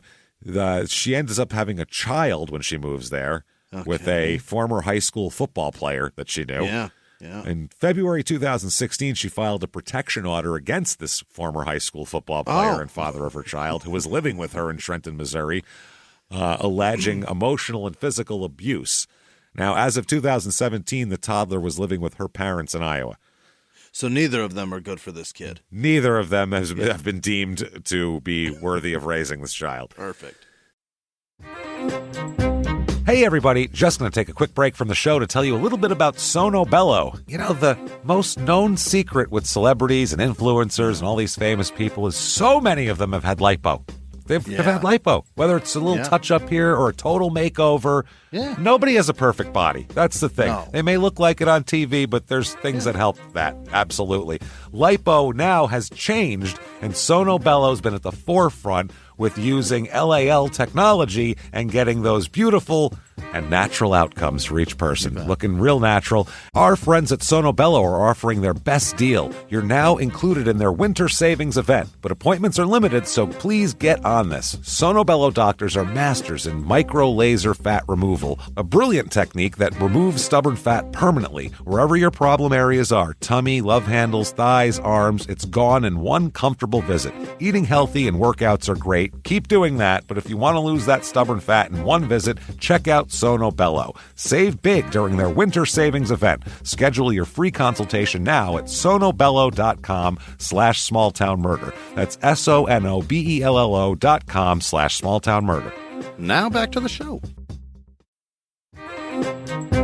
Hey everybody, just going to take a quick break from the show to tell you a little bit more about our stylish friends at Quince. That's right, let's go elevate your styles, people. Yeah. Get it going, look good out there, and you can do it now without breaking your wallet, without breaking the bank, because at Quince, you can get high-end, versatile pieces at prices we can all actually afford, which is very nice. You want to get good stuff that lasts and it's good, and they have quality stuff that's very affordable, and you can do like we did, upgrading our stuff here, well, still being a very reasonable price.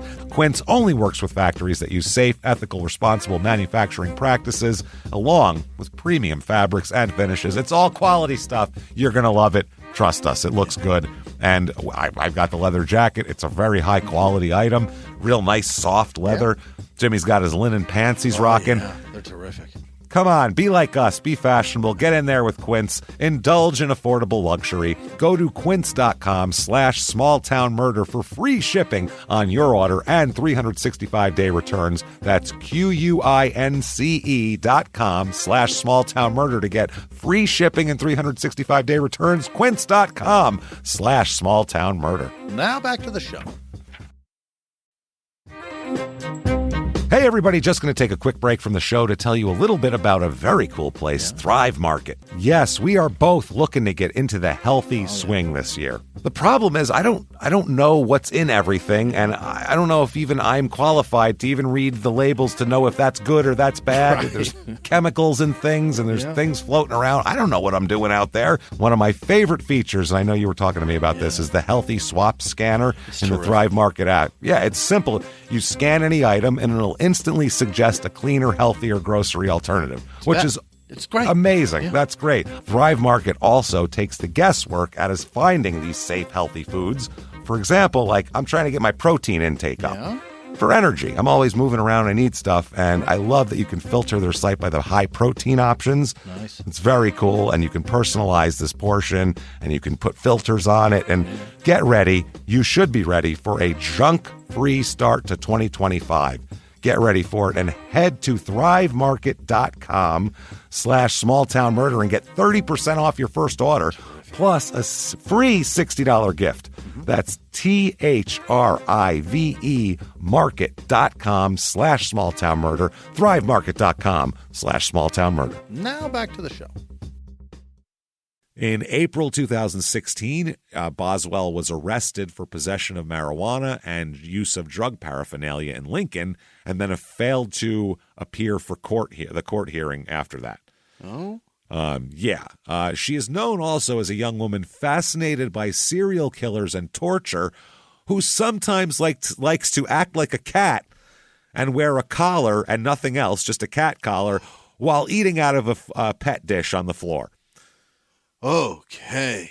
So it just got a little weirder for old Bailey Boswell here. That's what she's into. She took a hard left turn. Yeah, and we've come across a couple of these leash people. Yeah, we've come across a couple of them. Yeah. And I'm not going to say anything to or fro on that. Yeah. That's whatever. But she's just nude wearing a collar, eating out of a dish on the floor is a little weird. I'm sorry. You're not pretending to be a cat. You're just naked eating out of a bowl on the floor. It's weird. Aberrant behavior, let's just say. I don't know. You can say, oh, it's fine or something. Great, I'm sure. If someone's like fucking you from behind, that makes you come, great. But if you just do that for no reason because you feel like doing it, I'm going to call you a tad bit fucking weird. Sorry. Gonna get judgy on that. You can't do that with my kids over. Hold on. Judging it, weird. There you go. Not small town murder approved behavior. Strange. Yeah, stop eating the turkey like that. Yeah. My grandma's here. It's Thanksgiving. Stop it. It is Christmas Eve. That is not one of the seven fishes, okay? I'm just going to say that. Let's move on. Put your clothes on. Starkist is not one of the seven. No, it's not.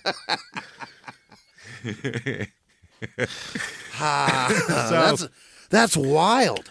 That's what's going on here, basically. It's the eating out of the pet dish on the floor that makes it weird. Yeah. If you just want to wear a collar and get naked, hey, fuck it, whatever, do whatever you want. But when you're like, no, put mine down on the floor so I can eat it on all fours, I'm going to call you a little strange. So, and each step was like just going further and further. You know what I mean? Like she's only 23.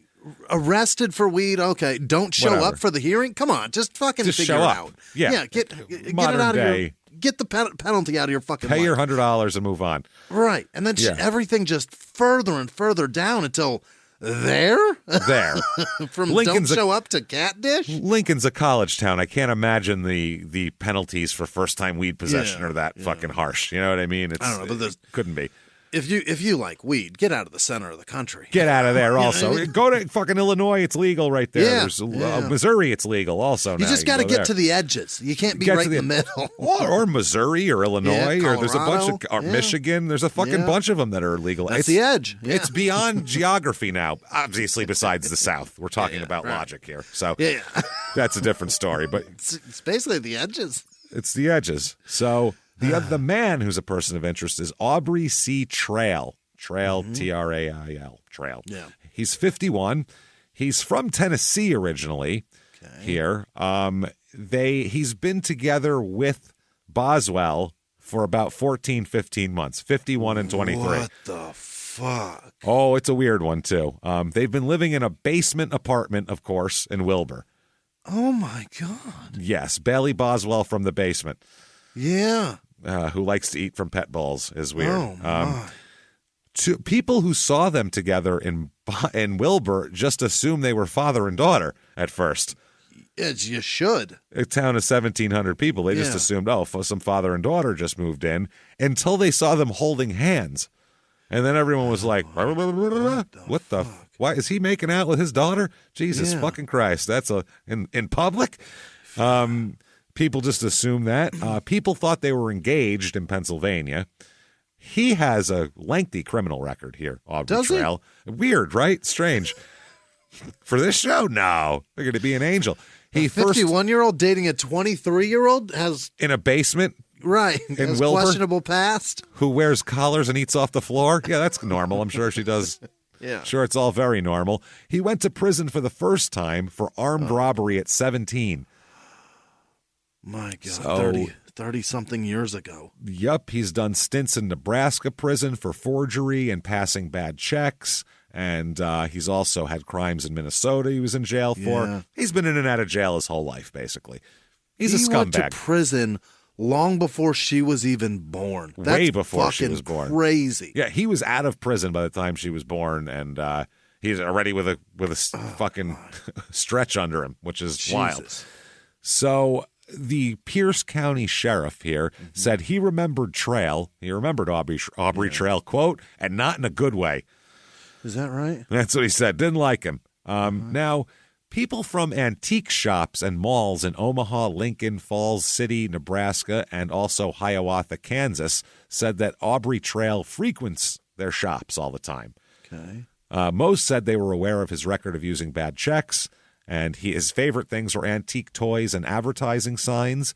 And others said he used to show up with 2 young women in tow, just a couple of young women. Two young women. In recent months, it looks like he's been working with Bailey Boswell doing antique stuff. So they buy antiques and sell antiques is what they're doing here. Sure. So they apparently they're wanted for crimes involving passing bad checks. What they did in April of 2017, same month she was arrested for weed. Maybe this is why she didn't show up in court. She was busy.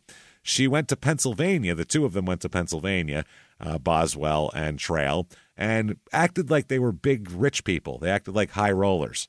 here. Yeah. They said, one person said they, quote, put on a pretty good show at an antique coin auction in York County, Pennsylvania here. She showed up in high heels, stylish slacks, and a nice blouse and all this type of shit. She's got tons of tats all on her. They're all covered up, and, she's trying to look very professional.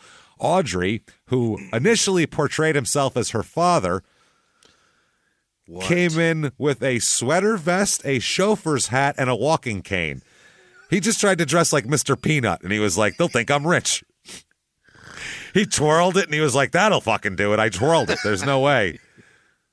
People who aren't rich don't twirl. I just see Peter Griffin trying to be a rich guy. That's exactly what he is. He's like 300 pounds, too. Get out of here. He's a big, fat, 50-something-year-old guy going, I'm rich. Look at my walking stick and my hot daughter. It's just weird. Yeah. Is she adorable? Is she a cute chick? No, she's cute. Yeah, she's cute. And how the fuck does he do this?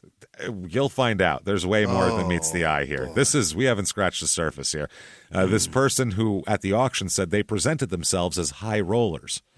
And they produced a letter from a bank in Leon, Iowa, indicating they had money to bid and that they were, quote, players. So later on here, he ends up writing checks for $28,298 for antique gold and silver coins. And, of course, they weren't good checks. They were frauds.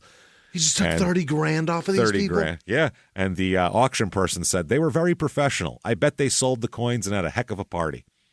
Wow. They're also suspected in theft and bad check cases from several states, totaling between $300,000 and $500,000. This is a professional operation.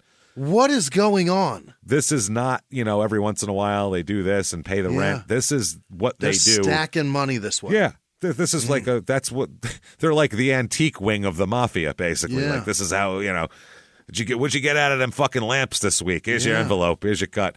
Bizarre. So Boswell, there's charges waiting for Boswell. She's wanted for 3 felony theft and bad check charges in Pennsylvania. She had posted $7,500 in bail and took off there. So the file in Pennsylvania indicate that the Farmers Bank in Leon also reported Boswell passed a fraudulent check of $15,391 in Kansas. So they say they've crisscrossed the country, and they visit casinos in Vegas and Council Bluffs. They buy antique coins in Gettysburg, and they go see shows in Branson. Wow. They said, we love Branson. They are partying like it's 1986. I was going to say, they're partying like they're 86 is what it is. They're partying like they got to get home for Golden Girls later. So in Wilber here, their rented basement apartment here was, it's right by the town's high school. They've lived there for about 6 months, and everyone in town's been talking about them. First they were father and daughter. Now they're holding hands. One neighbor said he noticed the two that they were arguing a couple of times, and they hurried to leave one time. He also said that they didn't return his friendly waves. They don't wave back, those weirdos. He said, I just thought, that's not very Wilber-like. In this town, we wave. Not very Wilber-like is a great fucking quote. We are Czech and friendly about it. No shit. The local convenience store people said that Bailey would come in alone, Boswell, most of the time to buy cigarettes and pay for gas. She dressed nicely and had manicured nails, they all said. There is a hotel manager here, the Grand Island Hotel manager, a Kearney hotel, here they have detailed surveillance footage of Aubrey and Boswell and a friend of theirs checking in and out of hotels 3 days after Sydney went missing. Okay. So we know they've been around there. They said the trio checked in about 1:19 p.m. on November 22nd, 2017. If that was me, they would have made me wait till fucking 5 o'clock. How dare they? It's not check-in time. Not check-in time yet, Chief. But they said they left the hotel literally 20 minutes later with all of their luggage. Huh. And they said it was the day before Thanksgiving. We honestly thought it was a dad and 2 daughters. We thought maybe they had family in town and just didn't trust leaving their luggage, but then they never came back. Okay. So, yeah. They said that they were moving around, going to Iowa motels and going to Missouri in the next couple weeks. So while they're searching for Sydney, this is what's going on while they're being announced as, people of interest here. Yeah.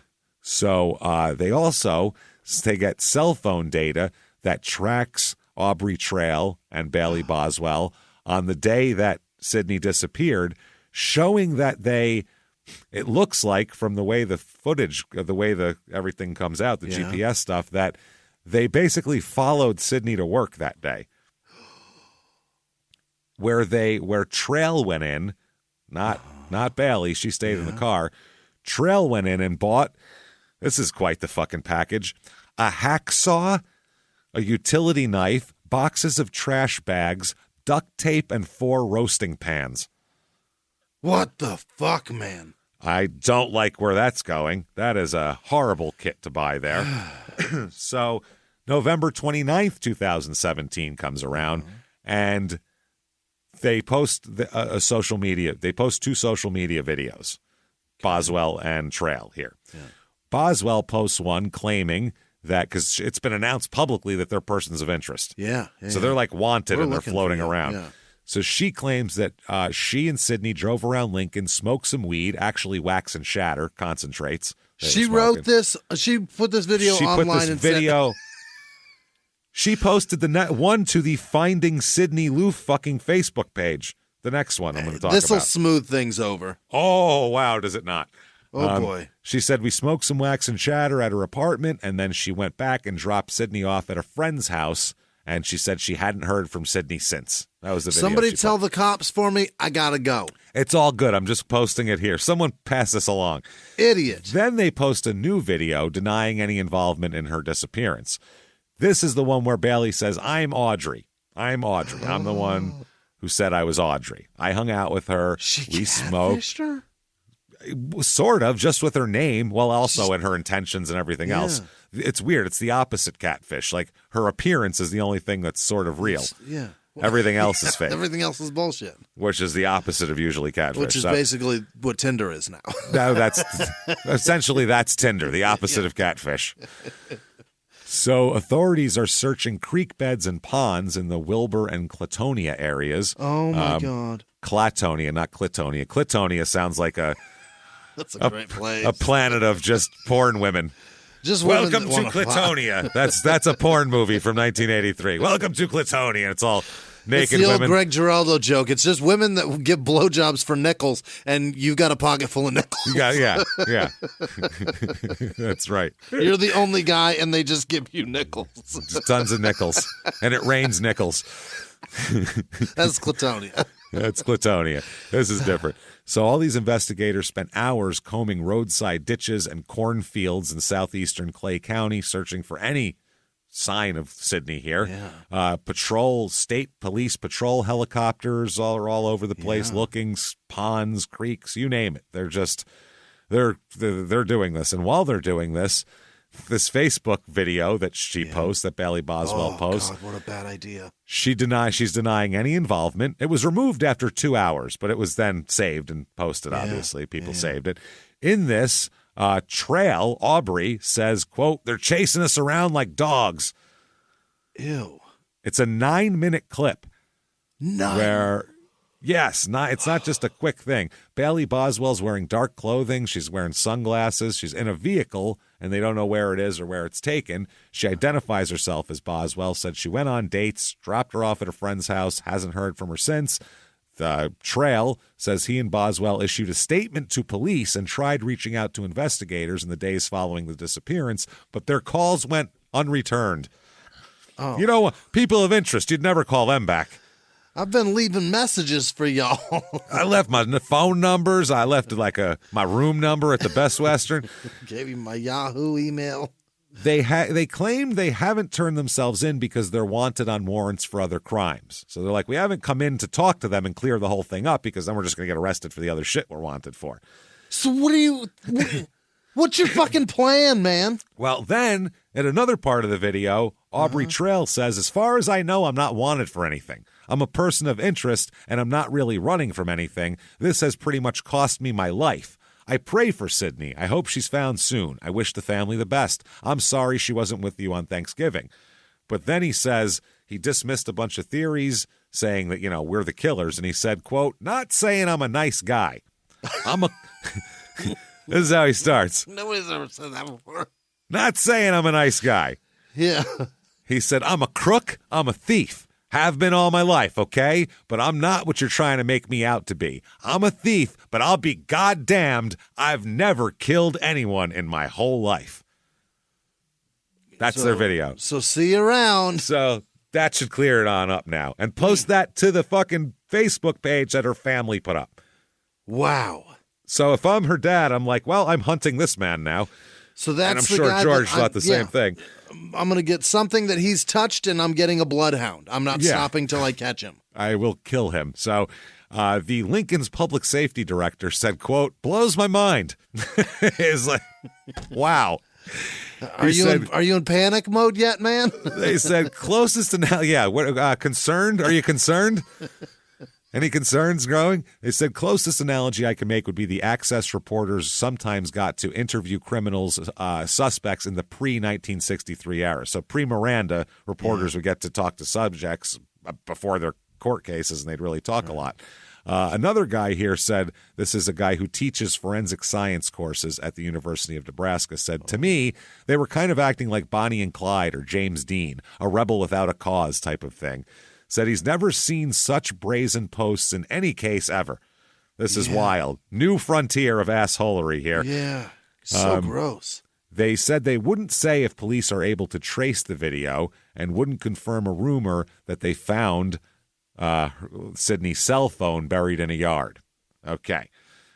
So they're looking everywhere. They're like digging up with big backhoes, and I mean they've started to dig now because they don't know where else to look anymore. Oh, they feel like they've kind of searched all the surface areas. So police say they've received an overwhelming amount of tips from social media and phone calls and everything else. But they still don't have the two idiots they're looking for, and they still haven't found Sydney's body as well. So, or anything about her. They say that she has a yin-yang tattoo on one of her forearms, the word believe with a cross on the inside of her wrist, and the phrase, everything will be wonderful someday on her right bicep. Those are her tats. That's a cool thought. She's 5'7", 135, last seen wearing a white Columbia jacket. Yeah, see, she wouldn't work at all in Washington. Columbia's not so bad. At the airport, I feel like at the airport you could trade that in for a Patagonia. Like you'd be like, I'm moving here. And they'd be like, oh, okay, hold on. Columbia's headquarters is there, though. Yeah, but still, they're getting crushed. They're just getting crushed up there. They're getting their ass kicked by the Patagonia. Fuck! God damn it. This Patagonia is the whitest fucking clothes ever made. And it just sells like wildfire up there. It's got pink and blue on every piece, and they buy it. Rappers used to wear Columbia in the 90s. That's right. It screwed everything up for us.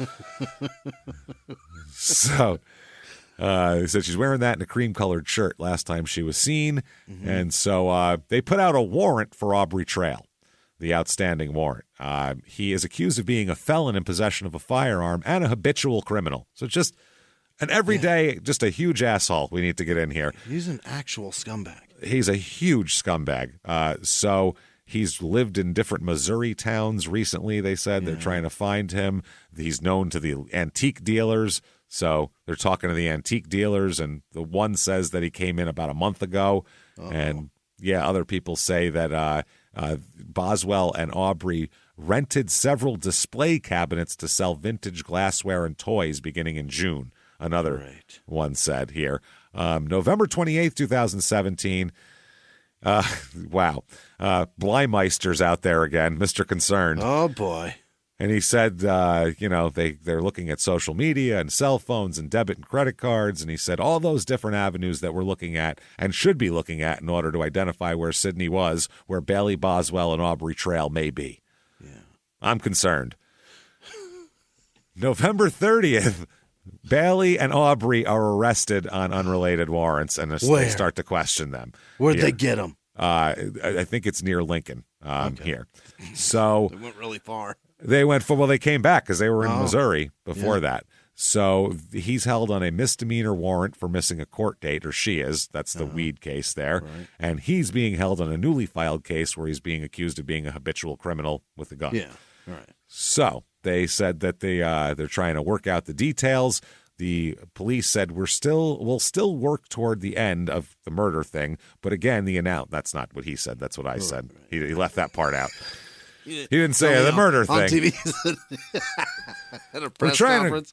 To work out this the murder thing. This murder thingy we got going on. We'll figure that out. And I don't know. They said the analysis. Got a piece of shit.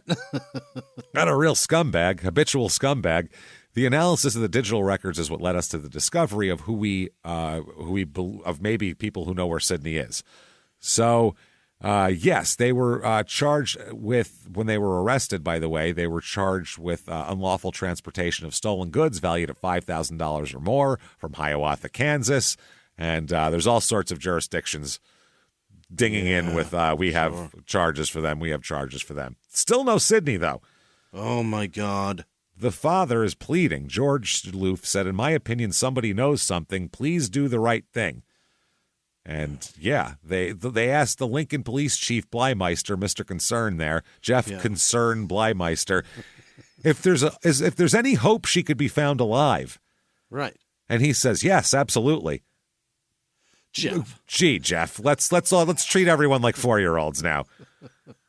At this case, 2 weeks, our hope is waning. We'd love it. That'd be great. Right. But that'd be fantastic. Not looking good at this point. A very sweet, predictable girl has been missing for 2 weeks and didn't come home for Thanksgiving, you fucking moron. Come on. Not like that. Just say hope is dwindling, but we're retaining a little bit for the family's sake. Yeah, just something. Say her mom and dad aren't in the room, right? Yeah, look over your shoulder. Yeah. See if you see her parents around. Earmuff it quick, George and Susie, would you? And then say, we're not looking, it's not looking good. It's not looking great. We're trying our hardest. So December 4th, 2017, Sydney's body is found, finally. Oh, God damn it.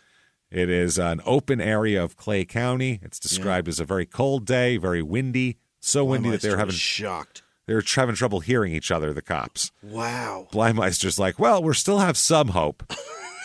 Fucking moron. We can maybe bring her back. We're doing CPR, giving all life-saving measures at this time. Well, and they're going to need it because this is not just a body that they find. It's worse than that. Oh, God. They were trying to cover a 30 square miles area by foot searching for clues. That they swept out 30 square miles to try to find her. So the officers were sent north of County Road 308 and Road South near Edgar, where, based on phone records, it looks as if Aubrey and Bailey had slowed or stopped in this area, based on their phone records. Yeah. Mm-hmm. So they said they found something nearly right away at that point. Really? They found first a black plastic trash bag. Oh, no. With arms protruding from it, what the fuck? including part of a right arm with a tattoo that said it will all be wonderful someday on it. Jesus Christ. So that's not good, obviously. No. They said, they asked, is that the first body part found? And they said yes. Sydney's been dismembered in a horrible way here, in an extra horrible way. Man? This isn't like a mafia way, like for easiest transportation. She's cut into 14 pieces. Why? That's overkill. There's no need for that. What the hell is happening? There's no need for that unless it's to put her in suitcases. That's the only thing I could think of. So she's stuffed into many garbage bags in a field out here. Nearly a dozen trash bags dumped along a gravel road. It's fucking disgusting. They said they had to stop searching because of the wind. They said they couldn't even hear each other. And that's crazy. Yeah. They found also in this, they found some body parts in the first bag, also a portion of a map, a sheet or a shower curtain with stains that look like blood on it as well. Yeah. So they said that one cop said, this is what I saw. It's a bag that was partially torn open with human remains protruding from the bag. So the next morning they went out there and found 17 separate scenes, they said, is what they called it, where they found body parts or evidence like clothes, garbage bag, boxes, a tarp, all this shit. Body cut up into 14 pieces. They recovered all but one piece as well. I don't even want to know. Upper left arm. Oh. Weird. I think maybe an animal took it. There's also organs missing that they don't know why. They don't understand that at all. The autopsy shows signs that she was killed during some kind of struggle. Oh. She didn't explode into 14 pieces, so we assume there was something. They said there was a small bump on the back of the tops of her wrists that are from restraints, and scrapes on her back as well. And one of her earlobes had been torn, they said, soon before death as well, like had her earring ripped out of it. Yeah, so they said they were able to conclude that the death was a homicide, obviously, meaning that she died by another's hands, they said here. And they brought in a forensic anthropologist who specializes in saw and knife mark analysis in dismemberment cases. Imagine that guy. That's a depressing job. Yeah. Every day it's like, well, this is worse than yesterday. Here's wow. Another bone with saw marks in it. He said, the reason I know it's a hacksaw is I'm getting very fine teeth. Tiny teeth.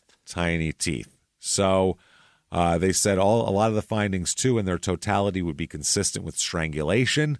There's a hyoid bone issue as well. They said that they described hemorrhaging of the eyes all over the face, backup of blood in the head, and the bleeding and bruising of the tissues of the lower half of the neck. Strangulation. Also described injuries that would have happened in the minutes or hours before her death. There was a tear on the earlobe, like we said, where the earring would have been, small bruise on the back of her head, 3 contusions on her upper back, and a deep bruise on her inner left thigh. They also found patterned injuries on the pinky side of her hands, like those commonly seen when a restraint of some kind is used. Okay. They also found in the area sex toys, a dog leash, a plastic sauna suit were found among the shit there as well. Oh, one of those. Yeah, like you'd wear to dismember somebody. Right, yeah.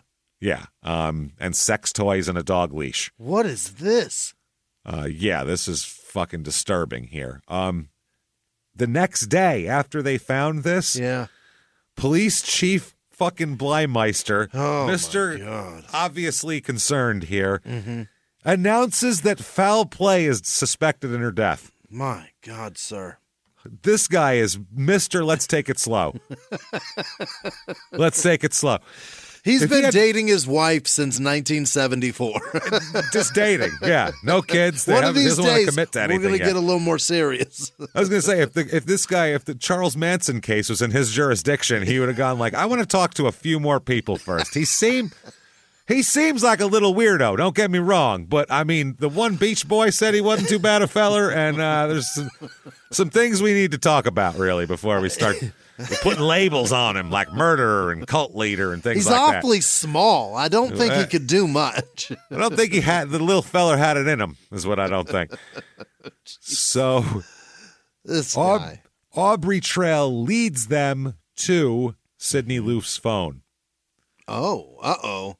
Yep, it's snapped in half near a cemetery just outside of town and thrown out a car window, he said, as they headed west to Clay County to dump her remains. They tossed her cell phone. Boy, he knows. He knows how bad it's yeah. A lot of this, they said, was through electronic shit. This is how they found everything. What did he think? Did he really think he was going to get away with that? He's going to use that to his advantage and go, well, obviously I didn't do it because I wouldn't have done that and done this. Okay. He's got excuses. All right. They said that,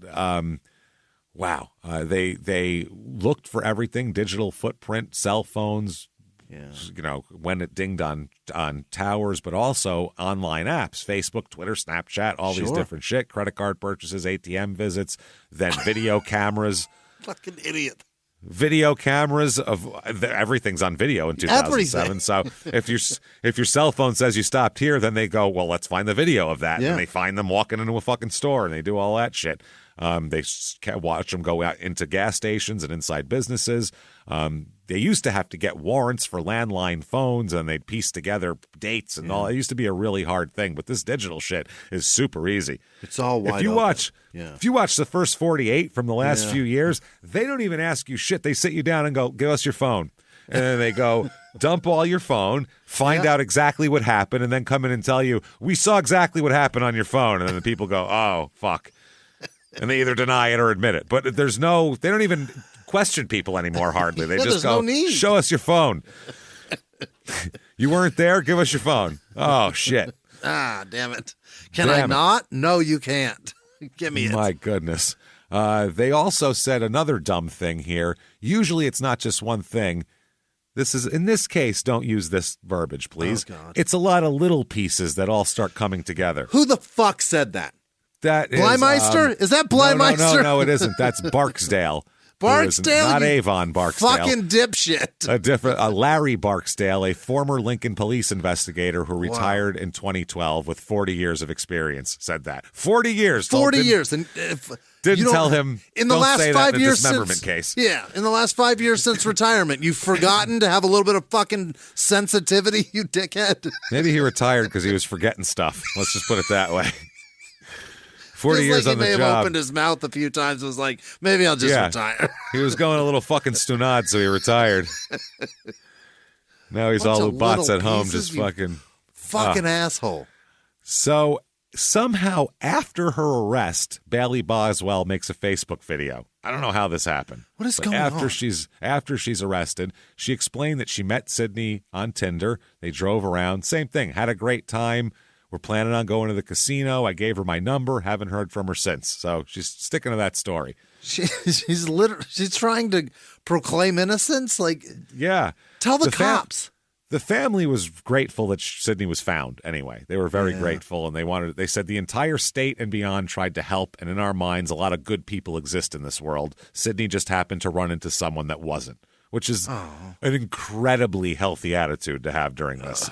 Like, not just healthy, but the strength in that statement is crazy. They saw that there are decent people, and just because one person's a scumbag, or two people in this case, maybe, don't judge color your lot. whole view of the world, basically. So they 1,500 people came to a memorial for her.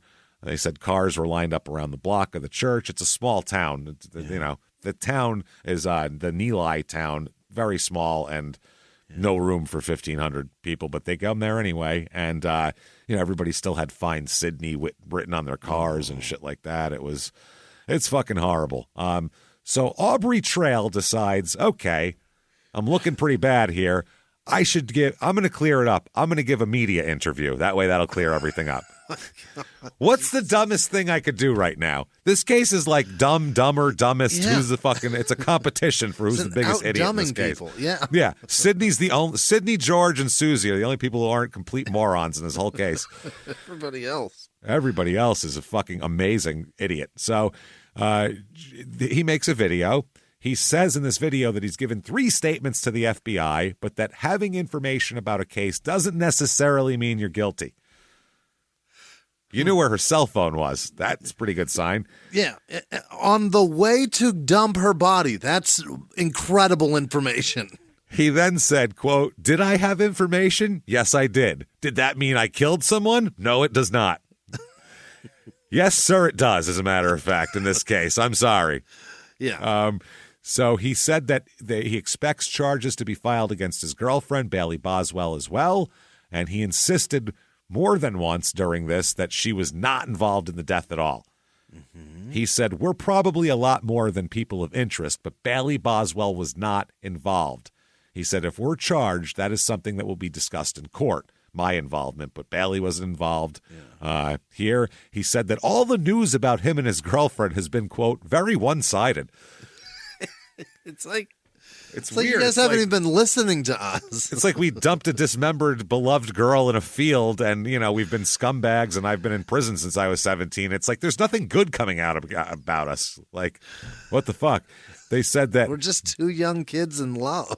Yeah, it's silly. We're just a couple of crazy kids out there trying to navigate the world. You ever seen Benny and June? We're like that. What a fucking jerk. No, he said, for instance, he said that Boswell faces charges of using a bad check in Pennsylvania, and all these bad checks is negative. He said, we're getting so much negative publicity that something has to be done. Aubrey needs a publicist. We need some spin here. I feel like Exxon after we dump some fucking oil in a bay. This isn't good. Right, sure, there's some drowning ducks at the moment, but listen, yes. There's a penguin that's covered in oil, but look.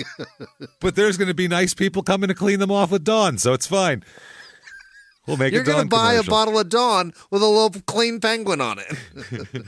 He said, people should have an open mind. I'm not a nice person. Thanks. Okay. People should have an open mind. Now that it's open, let me tell you what a piece of shit I am.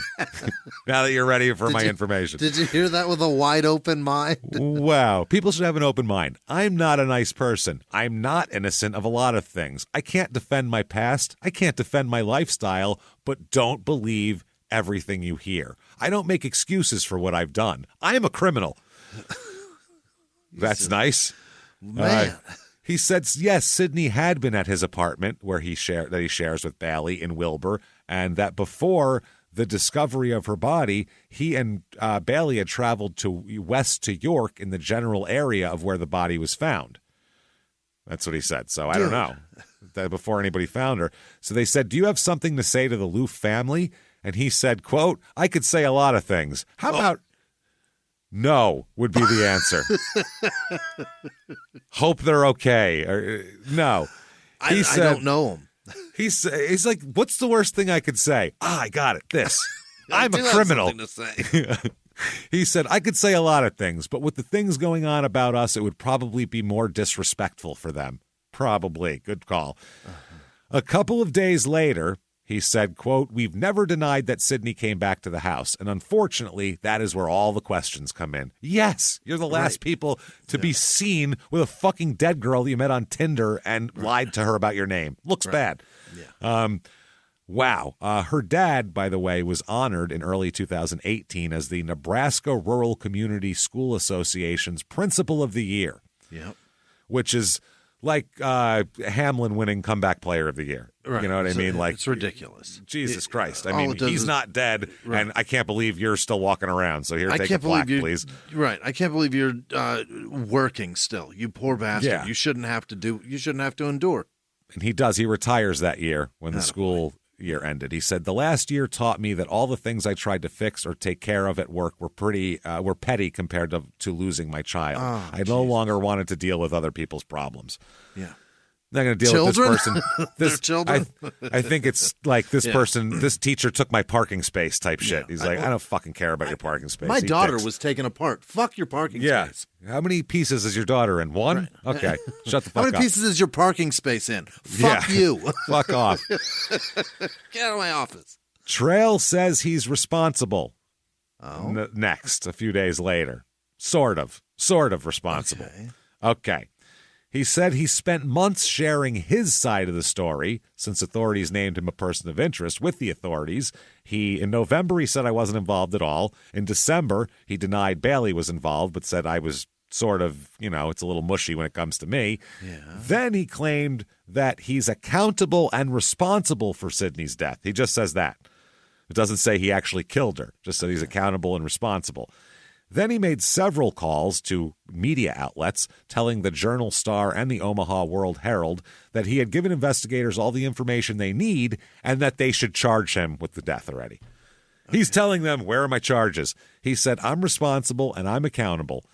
He said he has not provided an explicit confession during the calls or detailed an explanation of what happened to Sidney after she got to the apartment. The authorities say they found evidence of foul play at the scene and all that sort of thing.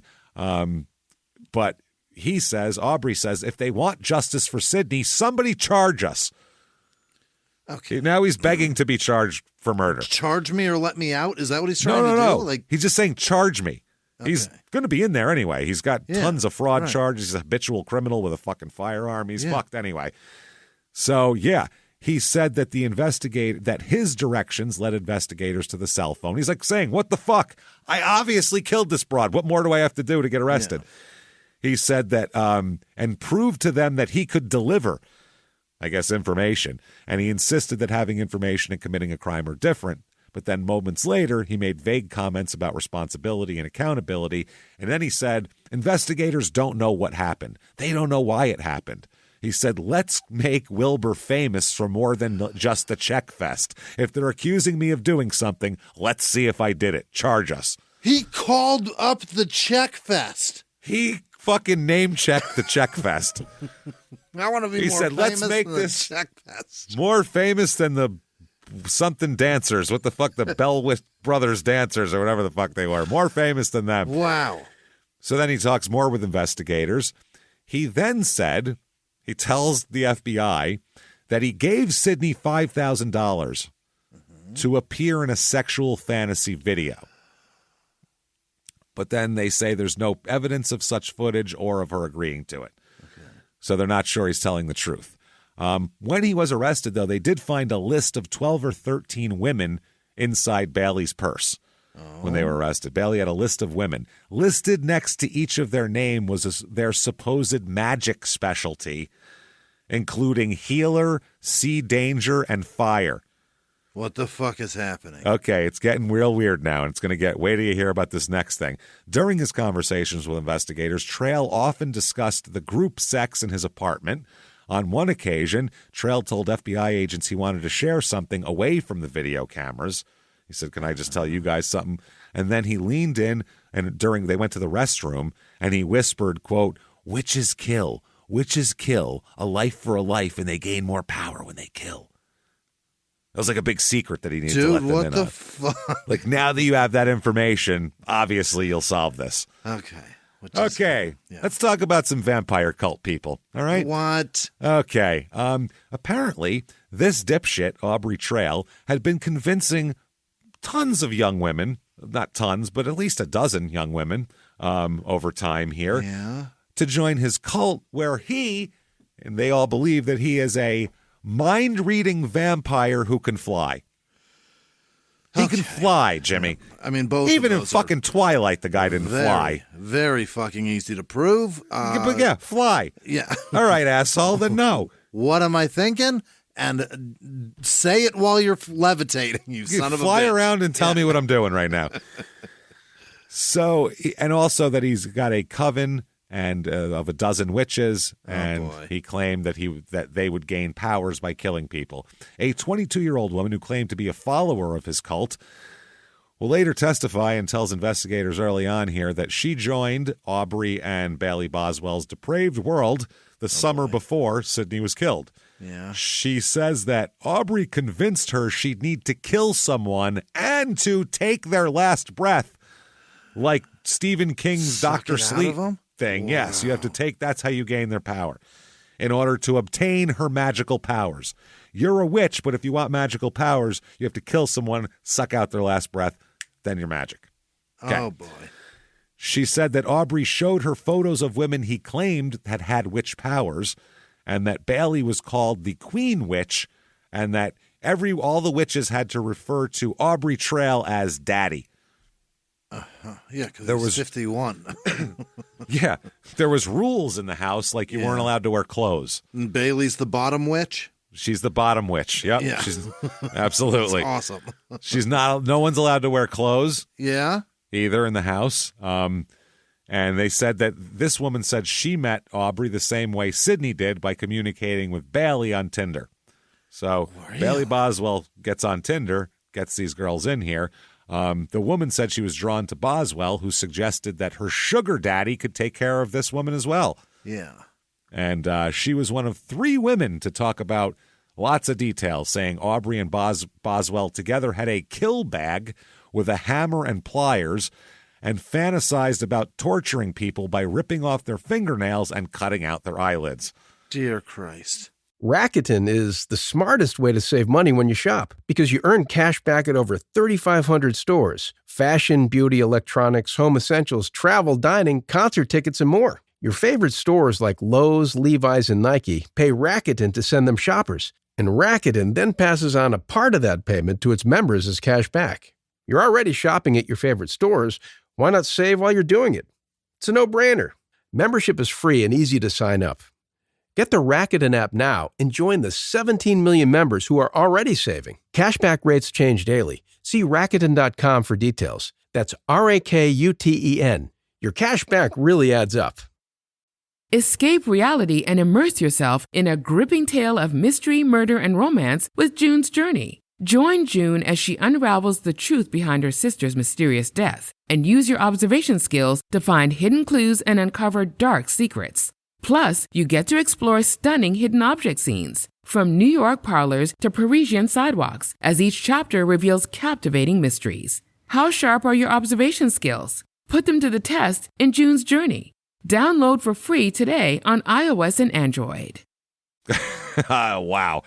This is fucking wild. Sick. They said that Sydney wasn't, one of the young women said Sydney was not the first young woman that Aubrey and Bailey had targeted. They said that she and Aubrey had their sights set on two different people, but their plans for murder weren't carried out. Aubrey told the woman that she'd gain more powers if she tortured her murder victim for a few hours first. And he also claimed that some of his witches could leave their bodies as well. So you'll get that power as well if you're interested in that. You want to just your body gets to be a hindrance after a while. You want to take off, leave it behind. Then the women, all the women said they believed him back then. How? They described him as convincing and hypnotic. He's a 300-pound scumbag with an arm-length criminal record. What is so fucking hypnotic about these people? 50-plus overweight fucking nothing. Guys out there, can't find a lady? You're not fucking trying hard enough. Let me tell you something. Because this fat fuck is pulling girls in the early 20s left and right. Oh, man. Oh, wow. She said, quote, "It all made sense." How the fuck did that make sense to you? Holy fuck. That made sense? That is fucking amazing. She also said she helped Aubrey and Bailey swindle people through their antique businesses as well. Oh, God. Yes. At one point, they said that one of them brought a woman to his basement, or to Aubrey's basement in Wilber, and offered to cover her rent and car payments and pay for nursing school for her. Really? Trail gave her a $200 weekly allowance as well. She said she would have sex with him and Boswell, and another woman as well would join in. Wow. So it would be him and like 3-4 women, young women. And he never proves that he can fly? And he never has to fly. He's like, I'm a little heavy to fly right now. I got a knee problem. When my knee heals up, I fly better. You got to launch just right or else it doesn't work. They said the orgies would sometimes involve choking, too, which is a big deal that comes up later. And we talked a lot about that last week. Yeah. So Trail told the women he'd killed multiple people and now encouraged them to do the same. One woman who joined them at a Walmart in Beatrice in August 2017 to meet a potential victim said that Aubrey asked me if I wanted her to be my first, the girl they met there. And she said she meant her first kill. So, wow. The rules included not wearing any clothes in the apartment and mandatory checks with Aubrey every 3 hours. You had to check in with him, make sure you were still around, and frequent discussions about killing and torture. Good Lord. One girl said that about 3 weeks after matching with Boswell on Tinder, she learned that her true identity wasn't what she said she was, and that her sugar daddy relationship with Trail extended to another girl as well, and all this shit. They said at the first meeting, Trail began to show her pictures of anywhere between 10 to 12 women on his phone, saying, "These are all chicks that I hang out with, members of my group here." Eventually, this woman agreed to a sugar daddy relationship with Trail, in which he would give her $2,000 a week to go on shopping sprees with Bailey. Dude, you gotta steal a lot of antiques. Wow. She said, quote, "I enjoyed being taken care of." $8,000 a month? You have to fuck a fat 50-year-old. Is that worth it? How is that not worse than work? I'm sorry. I'd rather go to work than fuck this guy. Imagine how fucking sweaty he is. Sweaty. Yeah, I don't want to. Yeah. No. Barbecue fucking The meat smell just oozing from his pores. Ugh. God. He's a piece of shit. Like, he's a terrible person. Unbelievable, man. Yeah, unbelievable. There's no way he smells nice, right? That's what I mean. He's a fat fucking Yeah. scumbag, criminal. I'm a criminal. His words, not mine. Yeah. I am a criminal. Yeah. Not a nice person. Piece of shit. You know me? Huge piece of shit. So all the women said that Boswell was understood to be the queen of the coven, the bottom witch there, and had a dozen witches under her. She told the one girl, Bailey told the one girl that she was the healer in the coven, and that this girl could only get her power by torturing and breathing in someone's final breath. She said that she and Boswell talked multiple times about wanting to torture people, even describing her preferred methods in graphic detail. Wow. This is fucking weird. Man. She said she spoke about a ritual during full moons. Trail spoke about a ritual during full moons in which witches would go into an open field to leave their bodies, an act that would apparently take care of the bad in their world. So that would cleanse them. They do that. This woman also said that Trail said he was a flying, mind-reading vampire who said she could leave the group whenever she wanted until she killed someone to gain her powers. After that, he would erase her memory, so she could leave, but she wouldn't know where she's going, obviously, because, maybe that's memory's erased and all. They kill people, and then they go, I erased your memory. Men in Black them real quick. Yeah. I showed you that I can fly before, but you forgot. You forgot all about that shit. So this woman said she once drove to the Walmart with a couple to meet another woman that she was supposed to kill. So that's multiple people. Trail told her the murder would take place in the woods where a tarp would be laid out to, quote, do everything over. And afterwards, they would go back home to shower one another while Aubrey would dispose of the body and burn their clothes. Which is interesting. Part of the plan included having Boswell's kill kit, which included the hammer and the pliers there. And they told her she'd receive her own every time when she killed somebody as well. This woman said, at the time I was ready for it, meaning the plan to kill someone. And, her plan to kill a woman in their group who Bailey found annoying and said she needed to be dealt with. Wow. The plan was to kill the woman on the way to Pennsylvania and dump her body along the way to antique stores. But when she was at the local TJ Maxx to try on clothes for the killing, this girl said she had a panic. She was going to buy a new outfit to kill in. A murder fit. A murder outfit, yeah. Let me go get my fucking murder gear on here. Unbelievable. She said she had a panic attack and told Boswell she didn't want to do it anymore and then left the group. This was a couple months before Sydney went missing. Okay. Yeah. This is a fucking mess. March of 2018... there's a bunch of letters sent between Boswell and Trail from jail. They don't know, do they? Well, they would leave them in the jail library and think that no one was noticing for each other. Like, I'll leave it in this book and all that. So one starts out with Trail declaring his love for Bailey. Mm-hmm. He said, I love you to infinity and back on a one-wheeled bicycle.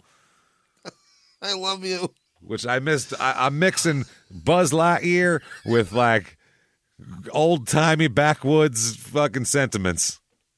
A one-wheeled bicycle? That's called a unicycle. Bicycle. Nope. Not in Tennessee, it ain't. It's called a one-wheeled bicycle. One-wheeled bicycle.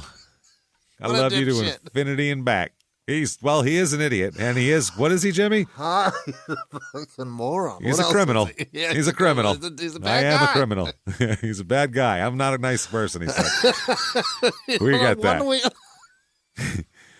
Then he launches into the story that she should tell investigators. Uh-huh. In the letter, the prosecution said Trail refers to, later on the prosecution will bring this up and say he refers to Sydney's case as if it were a drug case. So they're like trying to act. Yeah. This is their code words. Right. Like no one knows what they are. Like mob guys will be like, I dropped off 3 boxes of ziti. Like this, no. He said, on the upcoming drug case here is what I have told them. I told them you were not even in the room when the delivery was made, that you were in the living room stoned and started smoking when I told you about the dope, and that you freaked out when I told you about all the drugs. I told them you didn't help cut up or bag the drugs. Cut up or bag the drugs. Idiot. So the letter goes on to explain that Aubrey had told investigators that Bailey didn't know the other two women in the room with him when Loof was killed. Two women in the room. What? Yes. Where are they? Those are the ones I believe that we were talking to that are probably, or a couple of them, one of them anyway. In the letter, he said that the two women whose names Boswell didn't know were freaking out because Boswell was, and they were worried that she was going to tell police what happened, so they forced her to clean up and drive the body out to Clay County. Then he tells her to do whatever it takes to maintain her innocence. He said, if worse comes to worse, I need you to testify against me. Okay. Yes. He said, don't spend your life in prison because of me. Don't take blame for something you only have forced involvement in. He's trying to save her now. Yeah. So in the next letter, they found a code found in the jail's rec center. And the FBI agent said it's a simple code. You write with the top line of letters and you decode with the bottom line. They said letters written in the code were found after that one also in the rec center. So they went from the library to the rec center. So in another letter, Trail told Boswell the circumstances around the alleged sexual fantasy Sidney was involved in. He's like, this is what you do. He wrote, you asked if you could be in it, and I said no. It was after 2 a.m. when the other two girls got there. I let them in through the kitchen door. I introduced them as Jen and Kim. You can make up your own description of what they look like because they don't exist. Yeah, because they aren't real people. Just make them up. He said that that Bailey should tell the investigators that Aubrey talked to Sidney for a few minutes and told her all would be okay. He told her to say they went into the bedroom for about an hour, and then Aubrey came out and told Boswell what happened, and she freaked out. So you go in, you say I went in, and then I came out and you freaked out. Then he said, we have to make you look like a victim, make people hate me and feel sorry for you. I'm going to prison anyway. Yeah, I'm fucked. Yeah, I have all this other shit. I'm a habitual criminal. I'm fucked. So just whatever. Another coded letter from Trail to Boswell talked about a story for Boswell to tell investigators. He said about making a snuff film. We were making a snuff film. That's what I wanted to do. He said, the three girls in the FBI are saying you wanted to make a torture murder video, and that's why you were recruiting girls on Tinder. Tell them I told you months before that I made a snuff film once and sold it for lots of money. Tell them once you and I were talking about ways to make a lot of money, and I said we could make a fake snuff film. Then he continues to write that Boswell should tell investigators that he told her to find the girls and that Trail would pay them and they wouldn't get seriously hurt, but there would be pain involved. Trail also told her that the women she recruited had to think it was real and that Boswell needed to get them texting about killing and torture. Yeah. Wow. And then she said, he goes, quote, you agreed to do it all, and that's why you were on Tinder, and that's why all the girls were doing that. Now you know it was all lies, and I planned to kill. You'll have to fill in the rest of the blanks, baby. I can't plan it all out for you. I wrote you the screenplay. You can write the details. I mean, fucking A. I gave you an outline here. Now you got to fill it in with dialogue and actual actions. But this is your I don't know how to plot make line. it. Look, I'm not Scorsese. I can't make it the movie. You got to. I'm a story by guy. I'm not a written by guy. So story by me, written by you here. So you figure it out. I'm an influenced by guy. Oh, my God. Based loosely on. That that sort of thing. Has told to. I'm that kind of guy. You know what I mean? The court reads one letter from later on from Bailey to Aubrey Trail, where she wrote him a letter saying, quote, hey, Daddy, I love you so much more. I'm sorry I didn't catch on to your letters sooner. When you say video, do you mean snuff video or porn video? Everything else is understood. I love you so much. What the fuck is happening? She's in jail, separated from this guy. The spell should be fucking broken at this point. He put you here. Why are you still communicating? She's just as fucked up as him. Yeah. Just as fucked up. She's a mess. He found just as bad of a person as he is. Yeah. It's crazy. She happens to be 30 years, a different generation. Doesn't matter. They're still fucking natural born killers. It would just be Brando instead of Woody Harrelson in the movie. You know what I mean? Brando and fucking Juliette Lewis running around killing people. So court here for the fraud stuff. He tells this paper, by the way, the fraud case he's facing is just a business deal gone bad. That's just nothing. Dude, it's $30,000 you didn't pay. Yeah, he starts talking in court, and the judge cuts him off and said, I'm afraid that the kind of questions that you might ask might incriminate you.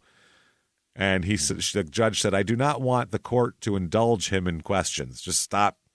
Everyone stop asking him questions because he's going to fucking incriminate himself here. Yeah.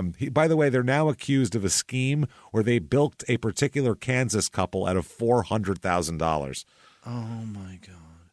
So they charge Boswell and Aubrey here with first-degree murder, unlawful disposal of human remains as well. Yeah. And prosecutors are seeking the death penalty against both of them. Oh. So when that comes out, he has only one thing that he should do that's smart, and that's make more public statements before his trial. Please do. Please do. His lawyer's got to be going, fuck my life. Stop talking. How are you doing this? He's crossing off the next defense off his list. Well, that was next. Never mind that. He told several news outlets that her death was accidental now. He told the Omaha World Herald that Sydney had been a willing participant in a sex game that went wrong, and that she had something around her neck when she died. And he said he believes that he should receive the death penalty, though, even though it was an accident, according to him. He said that he admitted to dismembering Sydney's body. He denied using the hacksaw bought that day to do it, even though he bought a bunch of dismemberment fucking things. At her store. That's even more gross. The prosecutors are pointing to that as premeditation because he bought that before. And he said, well, that's not the one I used, the one I bought that day. No, because that would be premeditation. I just did it in a whim. He said that it wasn't supposed to go to the extreme. It went, of course, he said, but it wasn't meant that she was to die. A weird way to put that. Prosecutors believe, though, they planned the murder, obviously. They captured a video at a Home Depot in Lincoln buying tools that day before she went to work. And also, Trail told investigators that he strangled Sydney Loof with an extension cord during the sex game, quote-unquote sex game. They believe that, Boswell was there and helped dismember her and lie about it for months. His trial comes around. Oh, boy, is it? This is a fucking spectacle. If you think this is over, you are you are mistaken. So before the trial, he will plead guilty to unlawful disposal of human remains, admitting that he had dismembered her, but he says that he didn't murder her. She died accidentally during a sexual fantasy act. Okay. So that's the story. That's a story. And he's sticking to it. Okay. He's using a wheelchair in court, by the way. Yeah. He's had a heart attack since prison, a mild heart attack. Oh, really? So now he's going to use the wheelchair to try to get some sympathy here. All right.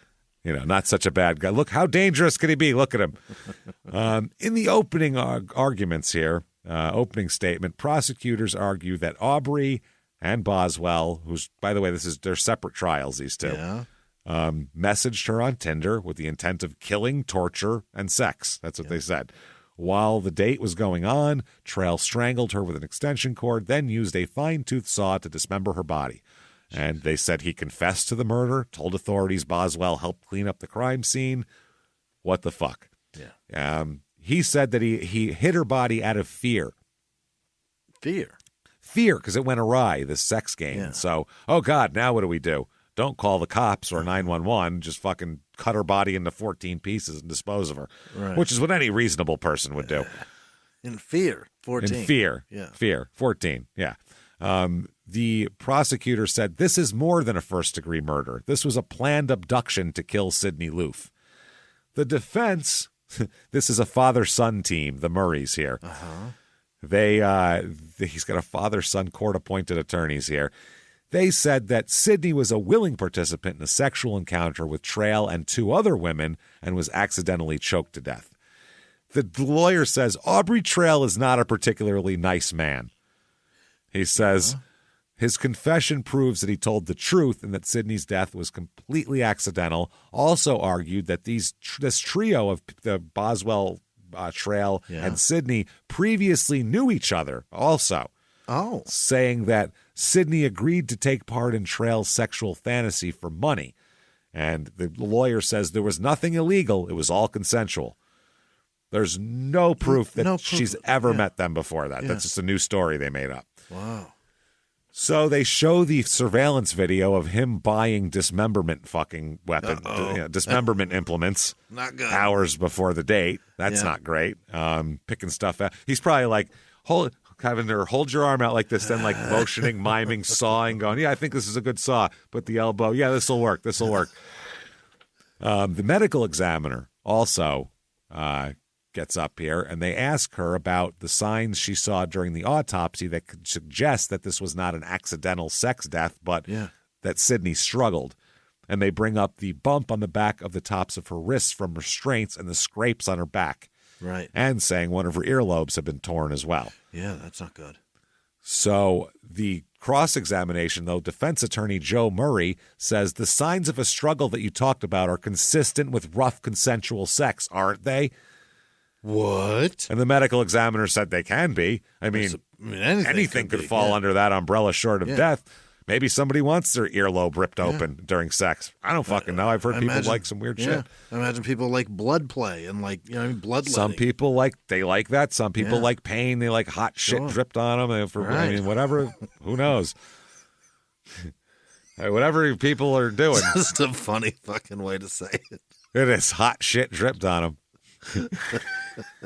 The doctor also couldn't say if missing organs were evidence that the death had been a ritualistic killing, like a flying vampire cult, or if animals had gotten them in the weeks before they were found. But it seems like there'd be more missing if animals had gotten into that. Yeah. They said it's possible that someone could break the hyoid bone, the U-shaped bone in the back of the neck, during sexual asphyxiation. Not common, though. You got to really be working it. Fucking really be getting after it. Jesus Christ. Yeah. They said part of Sydney's hyoid bone and neck were missing, and that the doctor said she was still able to conclude that the death was a homicide. So that includes strangulation. Yeah. They bring in the Mississippi hacksaw expert there, saying the very fine teeth. He said it was a hacksaw with a blade of about 25 teeth per inch or a little bit less. Wow.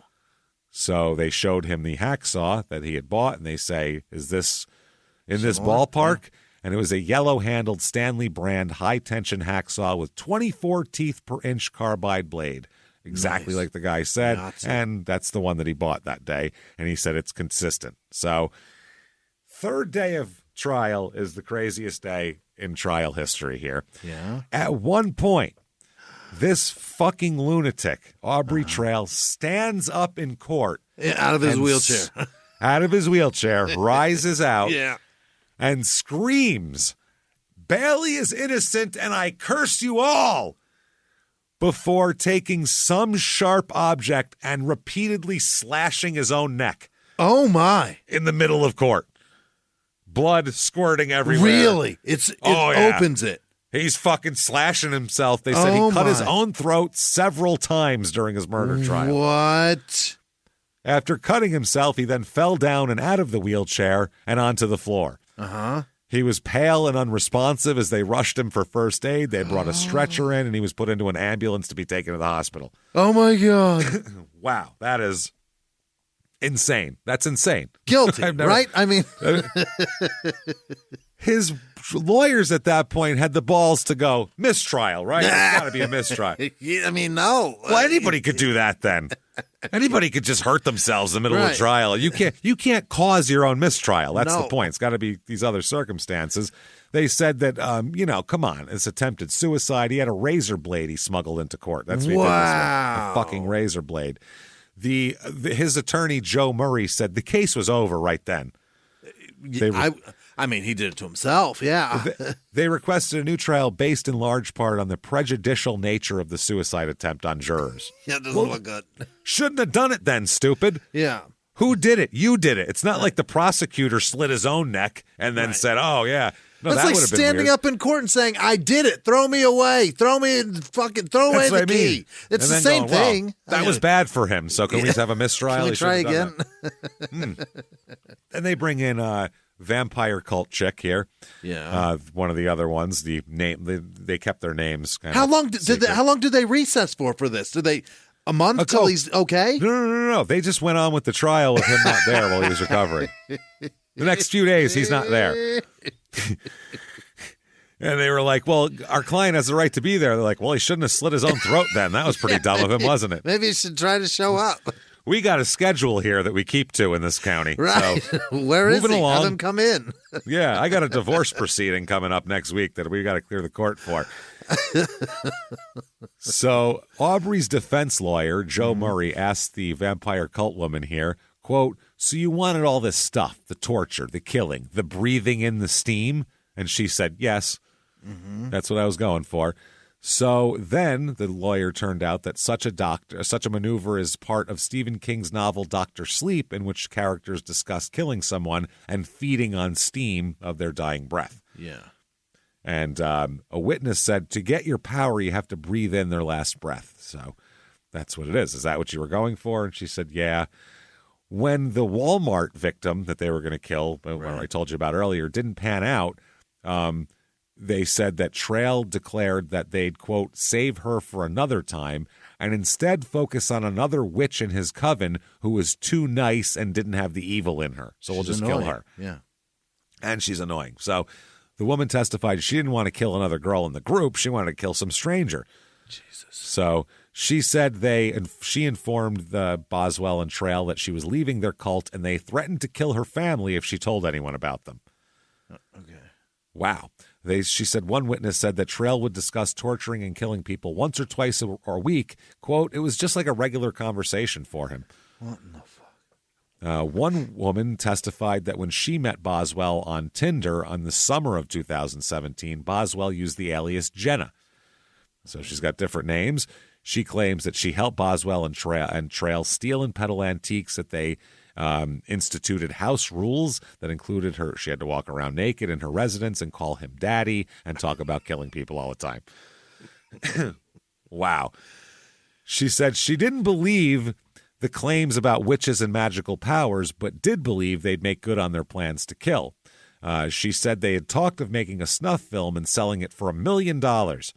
She told the jurors, I did think they would lay hands on someone 100%. $1 million ain't nothing.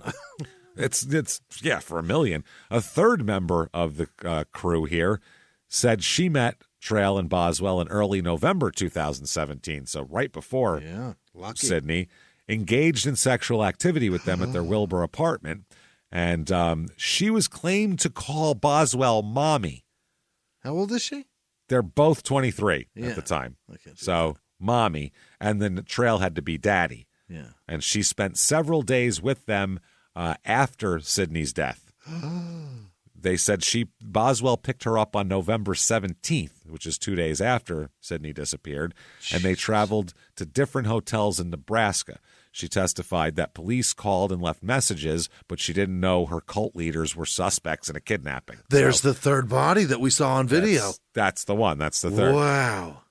She said she woke up on November 18th with scratches on her legs and that she'd lost memories for large parts of the day. Uh-oh. That's not good. According to public radio station there, she told the jurors that when she learned of the murder, she worried that she helped them dispose of the body and had repressed the memory. Okay. She didn't know. She had scratches like on her legs, like you were burying her in a field with bushes and stuff. Yeah. That's what she's saying. Brambles. So she probably did, is what I'm thinking here. She says she no longer believes that's the case because prosecutors told her the evidence suggests that the body was dumped days before. Throughout her sexual relationship with the couple, this woman also became involved with the witchcraft. She admitted she never believed in the witchcraft and assumed the practice, including hypnosis powers that Aubrey claimed to have, was just role play. Yeah. She thought it was just fantasy shit. She said, I thought it was more of a foreplay thing. She said she couldn't recall the power that they alleged to have and believed only 5 people were involved in the coven, as she put it. She said Boswell would go to sleep on the couch, then role play as another person. She'd go to sleep on the couch and wake up and be like, now I'm a different person. Okay. Wow. This woman said slowly she was introduced to the idea of murdering someone, which they said could be used to make additional money. They said that they posed the idea of making a video in which they tortured and killed someone for a lot of money, insisting they would only target pedophiles and other criminals as victims. We'll just Dexter it. It's cool. Okay. Yeah. Don't sweat it. This witness said she started to get worried about their intentions and once warned another woman who had met the couple about their creepy schemes. She said she finally left in October 2017 after finding a job at the Lincoln Mall.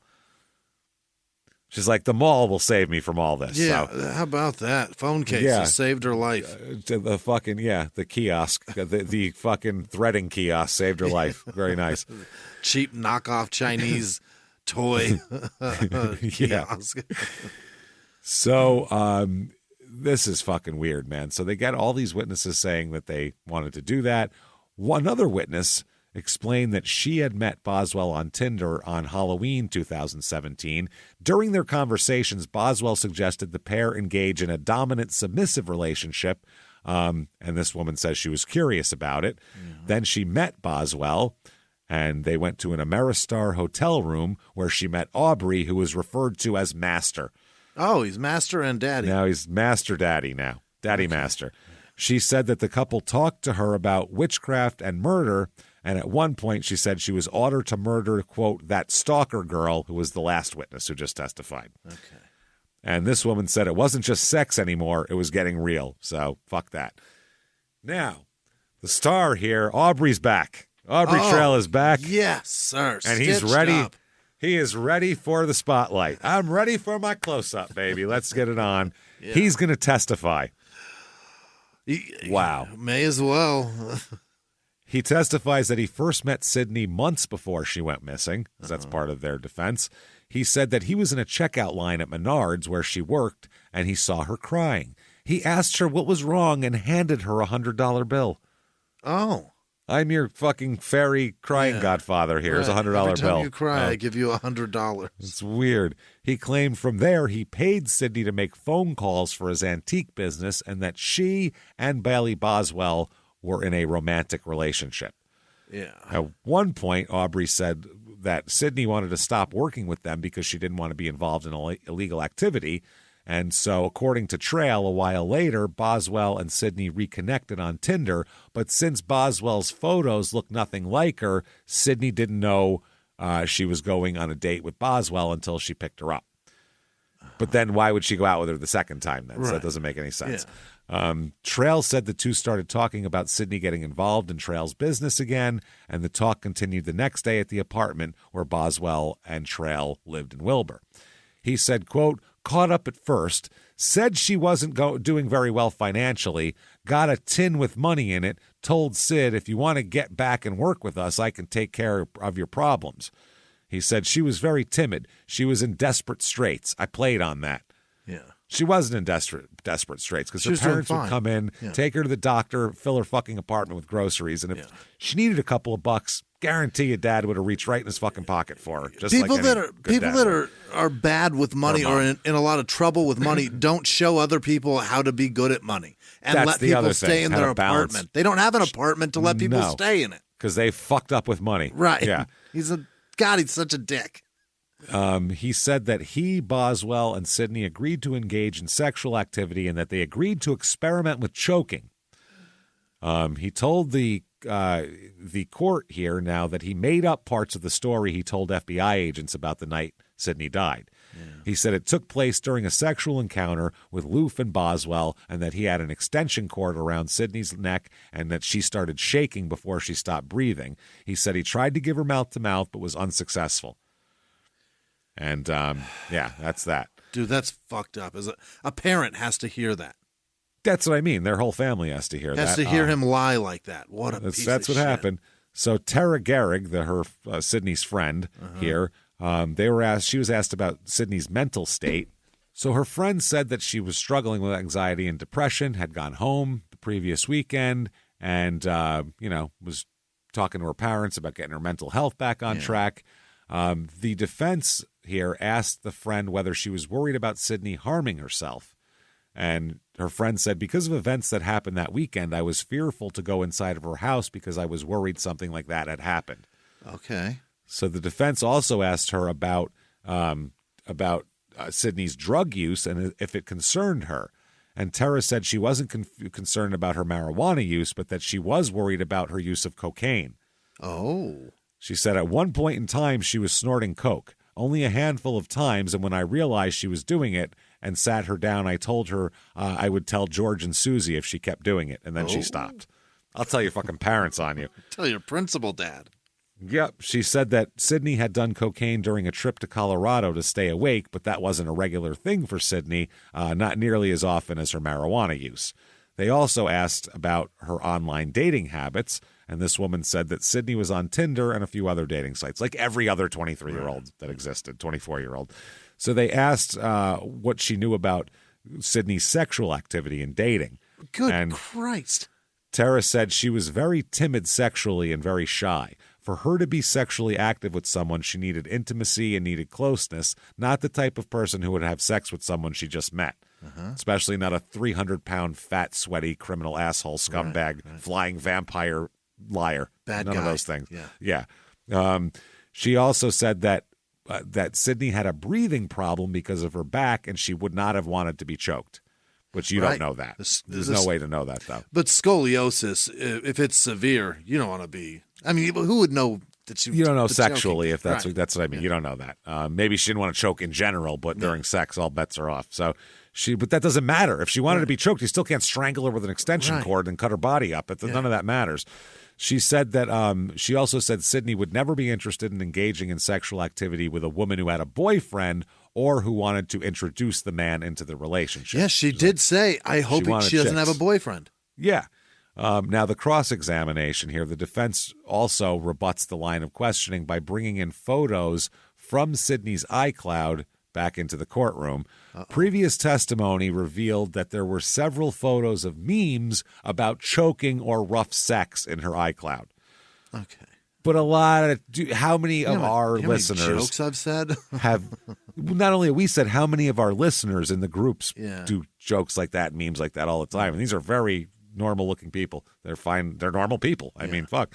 As well as photos of Sydney in various stages of undress, as every other 24-year-old has. I'm sure she sent them to somebody at some point. That's what happened. That is so fucked that her murder is now introducing her parents to her in fucking in underwear. That's fucked up, man. The fucking defense put these photos up and said, do these depict someone who you would believe to be sexually timid? These are personal photos. It doesn't dude. matter. And she said no, but also said, I don't see how this picture represents her sex life. It's a picture of her. Who cares? So then the prosecution asked Tara if she had photos on her phone that are sent to her through Facebook, and she said she probably had thousands, but didn't indicate what her personality was. She's like, whether she's naked or standing there, you can't tell what she wants sexually. Yeah. So they also bring in hotel employees who say they saw Sydney at a hotel in Falls City months before her death with these people. But it's just a hotel employee, 2 hotel employees. Show me the video. Show me something. And show me the electronic trail. I don't see any of that. So about the jail letters, the defense asks the FBI if these letters showed Aubrey was consistent in his goal to protect Boswell. And they said yes. They also asked him whether Boswell ever said these letters were the truth.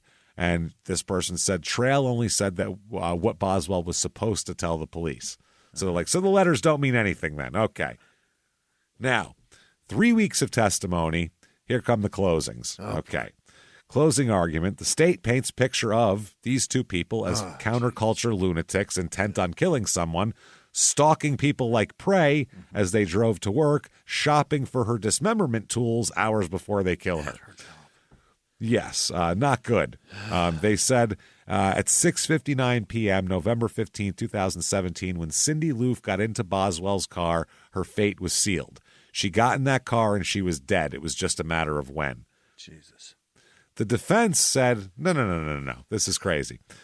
The defense said that, they have. Trail had meticulously planned his $500,000 con of that Kansas couple, so he's not one to act on impulse. He's a planned scumbag. The defense said this was not meticulously planned. There was no rhyme or reason to it. No plan equals no premeditation and no first-degree murder. He said, give me a fucking break here. He said he didn't. This is the best thing. The guy said, quote, I don't particularly like this guy. His lawyer said, I don't like him. I wish I had a different client, but I got this guy. defense lawyer's job is to go, he's not a bad guy, and like give the guy some gum to give to you so he looks like a human being. He said, don't like him. Piece of shit. He said he blindsided me a day earlier when he changed his story while testifying. He goes, I didn't know he was going to say that. He said, but he still says the strangulation was an accident. He said the forensic pathologist can't tell if the death was accidental or intentional. I suggest neither can you. The pathologist said absolutely it was intentional. Yeah.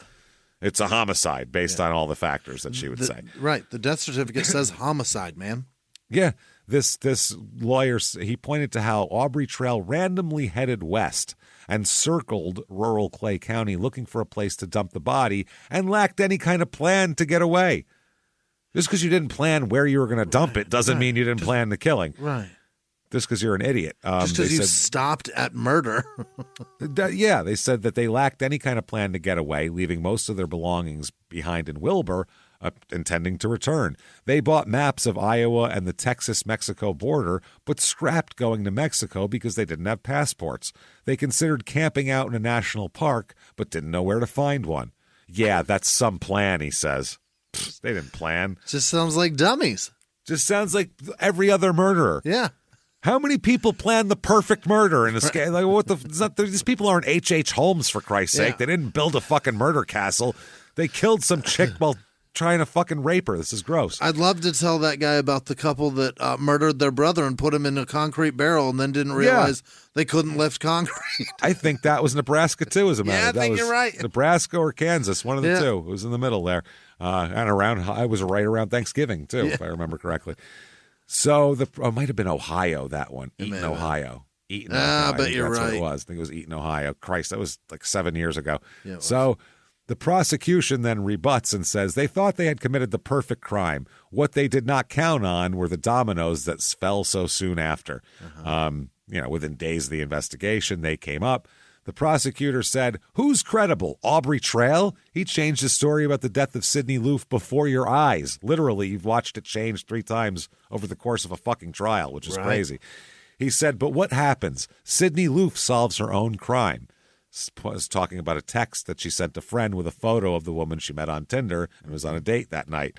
They said that they isolated her at the night of her death, taking away from her home and her friends. This is clearly not some sexual fantasy gone wrong.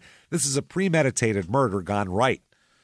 The two of them had been planning, scheming, and lusting after, desiring a murder for months. That's what we have here. Then they dismembered her and cut her into at least 14 pieces. And they said, do you think do you do that much work to get rid of a body? And he also said it was gratuitous to cut her into that many pieces. Yeah. They said then they disposed of her body on the side of the road like it's garbage, and then went to a casino the next day where they gambled and played strip poker in a motel room with another woman and talked about killing more people. Yep, and the defense said it's just talk, it's just stuff, that Dr. Sleep book, it's just like that. He said, quote, this is the defense lawyer, we've got a bizarre cast of characters in this case. You don't need to tell me that. No shit. Yeah. Verdict comes in. 6 men and 6 women deliberate for less than 3 hours before coming in with their verdict. 3 minutes. 3 minutes on verdict of guilty as fuck on first-degree murder charges, and was also found guilty of criminal conspiracy to commit murder as well. Sure. Prosecution says we offer our sympathy again to the Loof family, hoping our justice system provides some form of solace to them for their loss of their daughter, Sydney. Now, the punishment trial phase here, or the death penalty thing here, the sentencing phase, they said that if the same set of jurors find evidence of aggravating factors, then a 3-panel judge decides whether it'll be life in prison or death penalty. So, during sentencing, Aubrey makes a dumb statement, of course, because he's a fucking idiot. Because he's the best. Now he gives, this is like 2 days later, a completely new version of what happened. Oh, he's giving... Now I'm telling the truth. Yep, he said that he refuted his previous claims that she died accidentally during a consensual rough sex session. Mm-hmm. He said, until now, I have never told the truth about how or why Sydney died. Almost everything I said was a lie unless it benefited me. Sydney Loof did not die of erotic asphyxiation. I murdered her. Yeah, we know. We got that already. That's why you were convicted. Right. Yeah. First-degree murder. He said he never planned to kill her. He wanted to recruit her to join his group.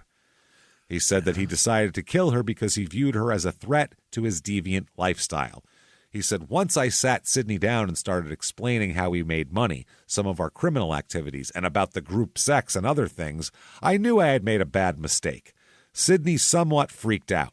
The truth is, I killed Sydney because of a reaction to what I told her and showed her. Yeah, she's going to go fucking tell on him. Right. He said that he had used his girlfriend to lure several women to the Wilber apartment for his desires, and that when he explained to her, to Sydney, that she could join them in a lifestyle of group sex and selling stolen antiques, she freaked out.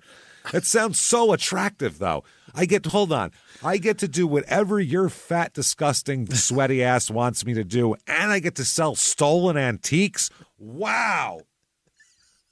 Wow, that's fuck, man. When do we fleece an elderly couple in Nebraska? When can we do that? Jesus Christ, we gonna go around like taking coins out of parking meters next? This sounds great.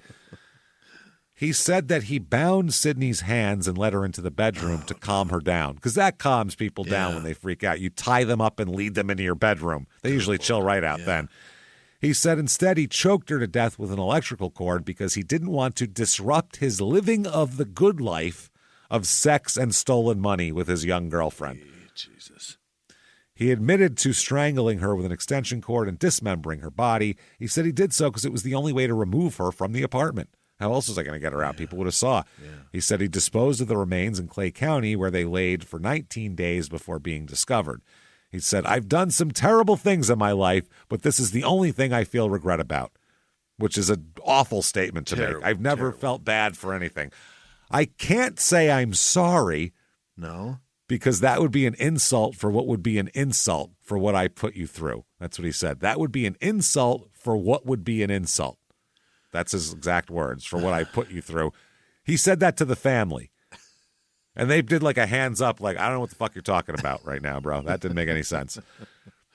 Then the judge has his say here. The judge describes him as cold and calculated, said, quote, Ms. Loof was needlessly murdered by Mr. Trail to satisfy his curiosity and sexual desires. This is District Judge Vicki Johnson.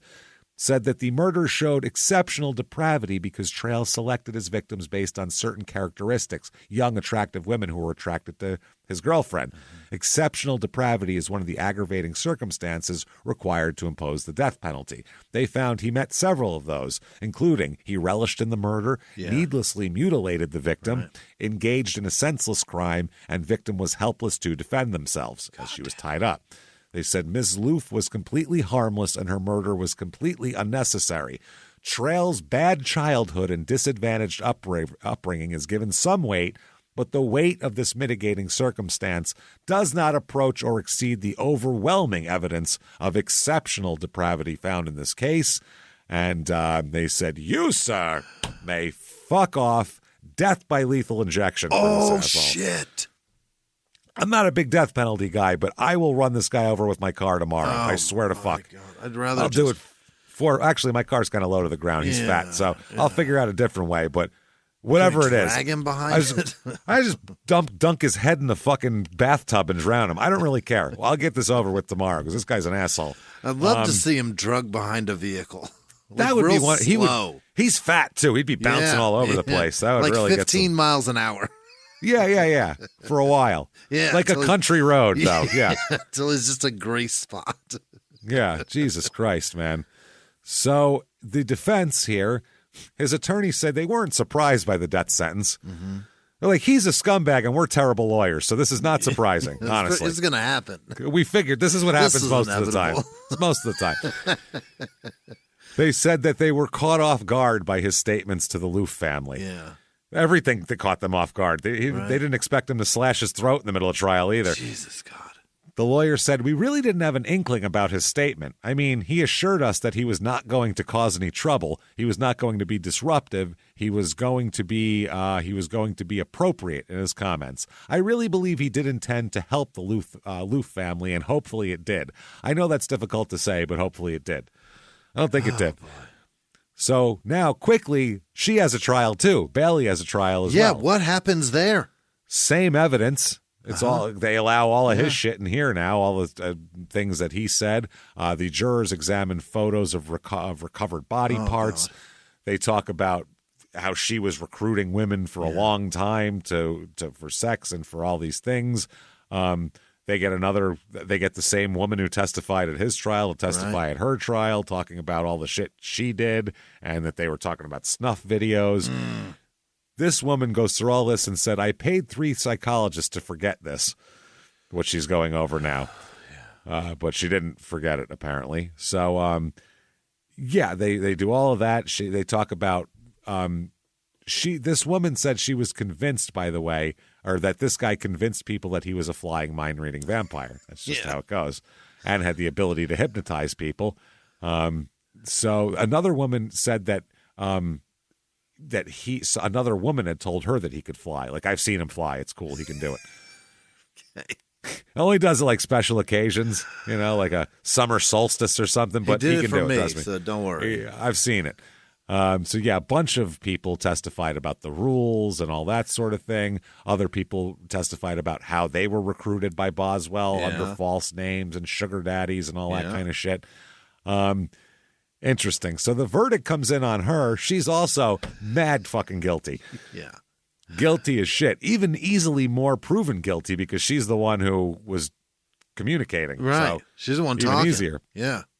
Now, during sentencing, because she's up for death penalty as well, a psychologist hired by the defense said that Bailey had turned to alcohol and drugs to deal with emotional abuse and verbal berating by a college coach. Okay. This has to do with what now? What's going on?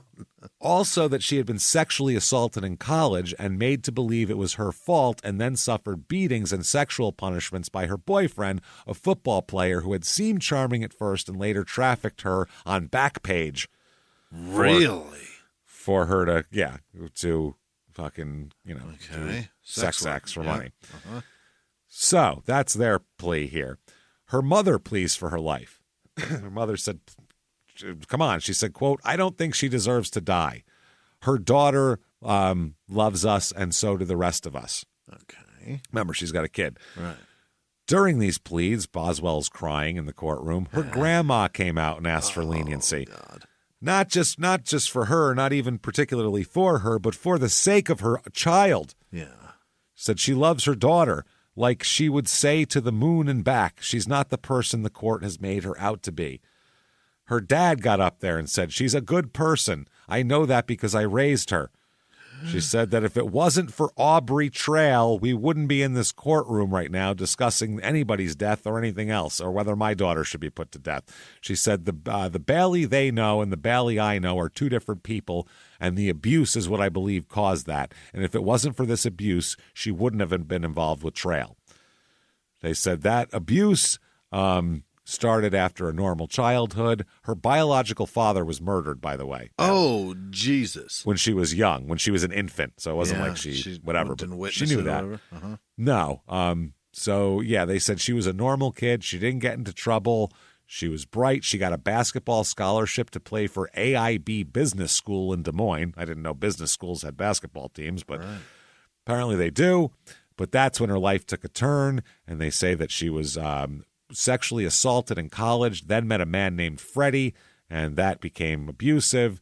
And she said, I remembered several times she'd come home with bruises all over her, bruises on her arms, her neck, her eyes. Then she became pregnant with his child. And she said while she was pregnant, Freddie threw her down the stairs and kicked her in the face. Good Lord.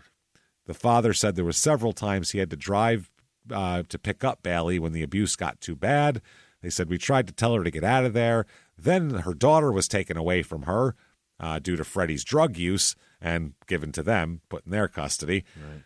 This is a fucking mess, obviously. They said she wasn't the same girl that went to college. She had no self-esteem. She wasn't happy, bubbly self like she was when she left for college. She was just different. She didn't have a drive or motivation. They also said she's been dominated by Trail, and when Aubrey Trail shows up, she's the perfect victim to fall to Aubrey Trail's coercion. I plead with you not to put my daughter to death. I'd have to explain it to her daughter, and I don't know how to do it.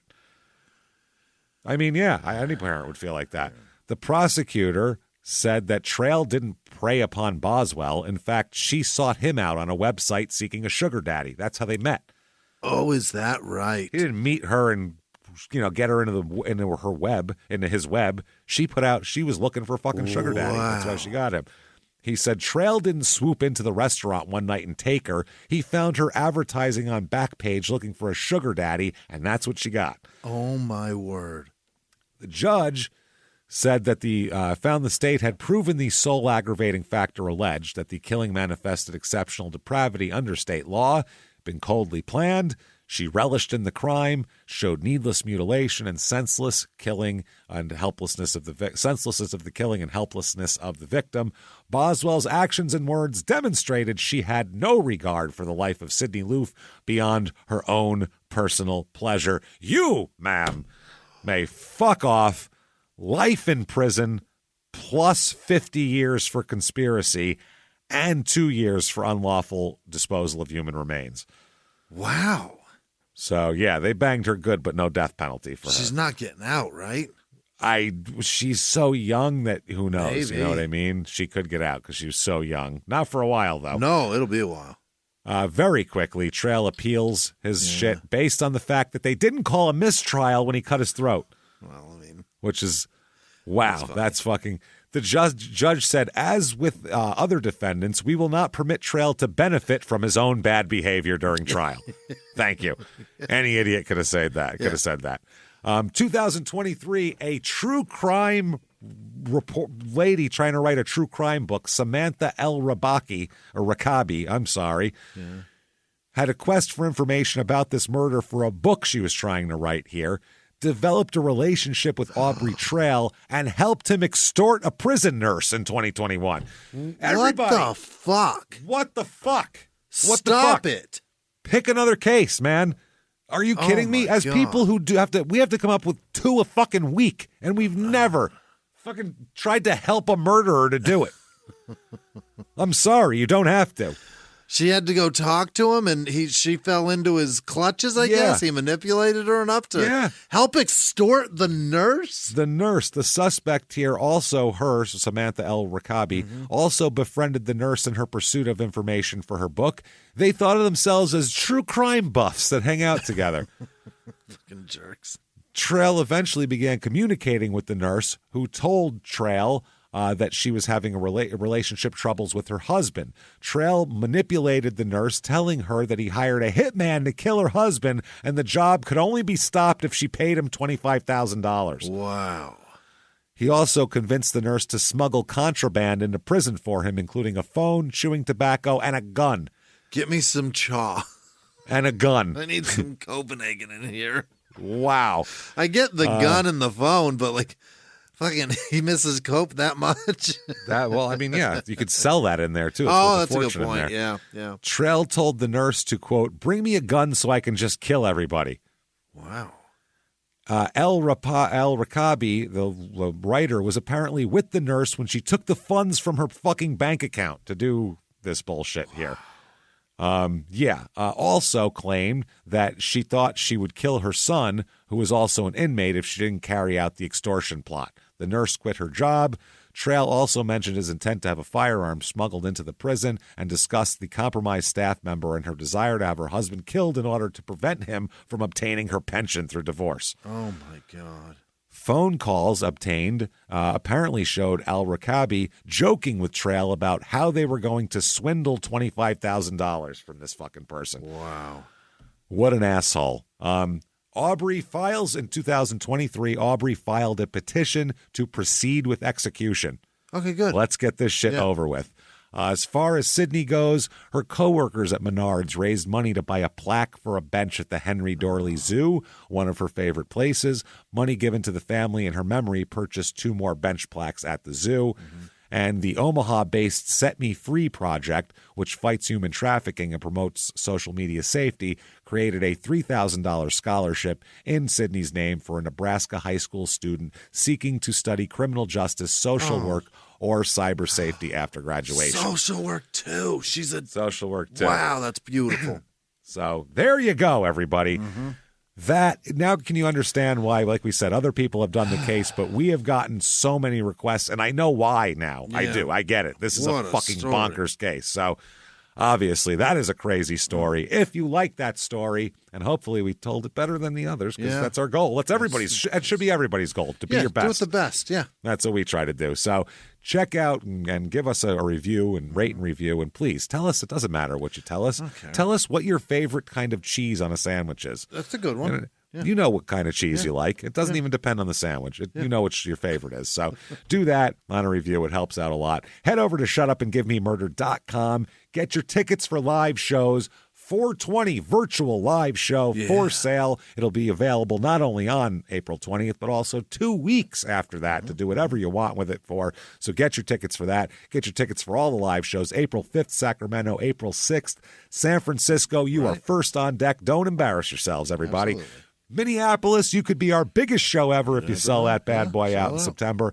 And get your tickets. Even Boston and New York are like going fast, and they're in December. So get those tickets right now. Shutupandgivememurder.com. You also definitely want to head to Patreon. Patreon.com/crime and sports. All your bonus material. $5 a month or above. Huge back catalog. Tons of bonus stuff. New stuff every other week. This week for Crime and Sports, oh my goodness, we have in-ring boxer deaths, part 2. Really crazy. What's worse than being beaten to death? Being beaten to death while thousands of people cheer for it. That's worse. People enjoying it. Then for Small Town Murder, we're going to talk about the Mel Lyman cult, which was a weird hippie cult in the 60s that morphed into some other weird kind of thing. Yeah. And Mel Lyman was called the East Coast Charles Manson. So need I say more? We'll talk about all of that and more. Patreon.com/crime and sports. Plus, you get a shout out, which happens in just a second. You also want to follow us on social media. We are at Small Town Murder on Instagram and at Small Town Pod on Facebook. You also definitely want to listen to our other 2 shows, Crime and Sports and Your Stupid Opinions, which, I'm sorry, give us an hour. Give us an hour. Pick your stupid opinions. Give us 1 hour. And if you don't like it, then fine. We'll not bother you again with it. But we guarantee you're going to fucking love it. So get in there. That said, Jimmie, hit me with the names of the most wonderful people who would never, ever, ever recruit us with false Tinder profiles. Hit me with them right now. This week's executive producers are Jordan Bennett, Lisa Love, Kyle Norweg, celebrating Leap Day. Hey. It's a big day in his household. I don't know. Leap it, baby. I don't know what you do for it, but Kyle really gets after it. Douglas Chimerick also. Thank you all so much for everything you do. Other producers this week are Peyton Meadows, Stanislav Haristov, Mo Schrute. He's the co-owner of Schrute's Beet Farm, James. I don't know if you know that. Bigfoot researcher, Bob Titmus. That's a real person. Janice Hill, Allison Betts, Jessica Brown, Hannah Miller, T. Breezy, Krista Cooner, Addie Paulson, Hannah Munchinsky, Christine Nelson, Heather Russell, Sam with no last name, Zoe Taylor, William Hillsman, Rachel Kubley, Autumn with no last name, Tracy Street, Angelo Vance, Sam Pearson, Katie Stauffer, April D., Carter Bond, Rowena Smith, Jake Fazzolari, Casey with no last name, Ellen Corvette. I don't think that's right. I think Ellen's last name was... Autocorrected to Corvette. Yeah, to Corvette. There's no way her last name is Corvette. It might be Corvette. Ellen Camry, maybe? Yeah. Is that it? Ellen, celebrity. Lily Knott, Anna Moran, Susie Postma, Rosemary, probably. Jimenez Oliver. I think she got 2 different patron accounts. I hope that she wanted to. Otherwise, she has 2. Maybe so. Kira Knight, not Kira Knightley. Just Kira Knight. Well, that's okay. We'll take it. We got her on Wish. Allison with no last name. Cam Lawson, Tony Vega, Adam Desi, Shannon Wright, Marcy Armstrong, Kylie Martin, Bridget Davison, yeah, like Harley. Not because it's Davison, not Davidson. Right. Yeah. No D. Mallory Rose, Jonas Scanning, Reed McGuire, Lady Squishy Buns, Katie Sismoniak, Sismoniac. All right. Tassie Presson, Roxanne Everhard, Sandra Jackson, Elzan Wenzel, wowza. Julia Tremazzo, Tanya West Garrett, Teresa Merdza, James Shining. All right. Lai H. Kerr, like her. Like her. Like her. It may be, or it may be somebody's real name. I'm not sure. Becky Jo Christula, Elizabeth Kirkland, Jessica Kalish, Rochelle Willits, Shanana McKinsey, Jennifer Hancock, Lacey with no last name, Kylie Noel, Benjamin Ferrara, Jason Miller, Jeff H., Marissa Marshall, Alexandra Jones, Heather Kushwara. I hope that's our friend in Maryland's sister. I don't know, maybe. Who knows? Maybe. Justin Bies,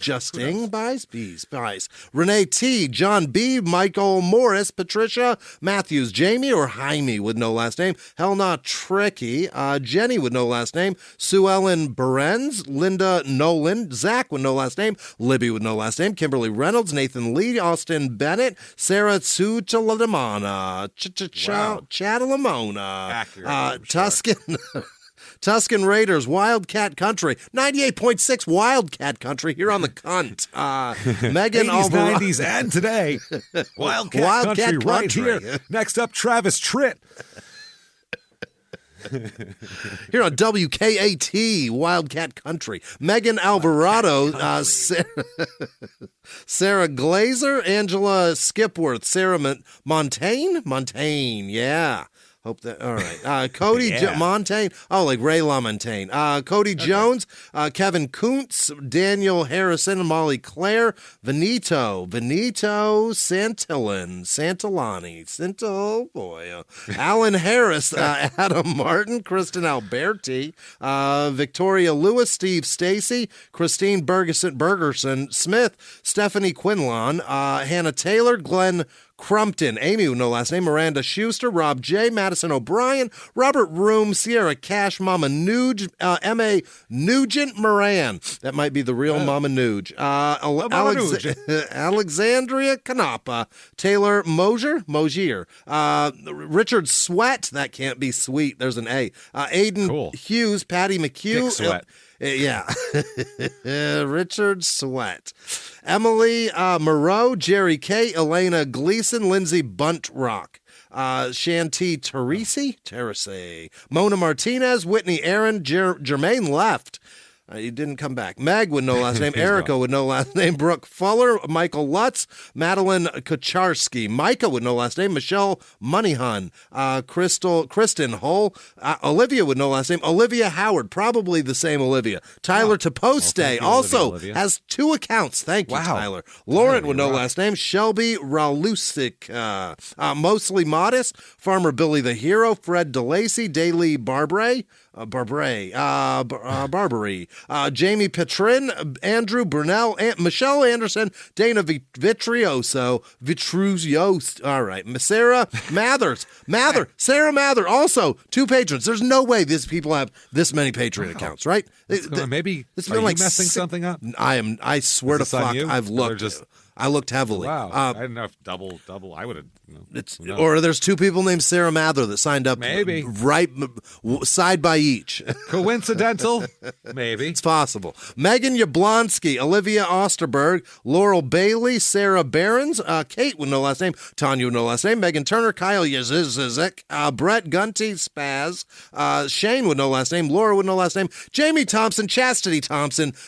What? Devion Daly? How are there 2 Thompsons in a row like that? It's one of the most common names on earth. That's why. Julia Homer and all of our patrons, thank you so much. Thank you so much, everybody. Unreal. You wonderful, beautiful, fantastic, fucking amazing bastards. We love you so much. You want to follow us on social media? There is a Shut Up and Give Me Murder drop-down menu. Do that. I'm on Instagram now, so check that out. See dumb shit, stuff from the studio, and pictures of my dogs. Have fun, everybody. Keep coming back and seeing us because we'll be back more and every damn week. Yeah. And until next week, everybody, it's been our pleasure. Bye.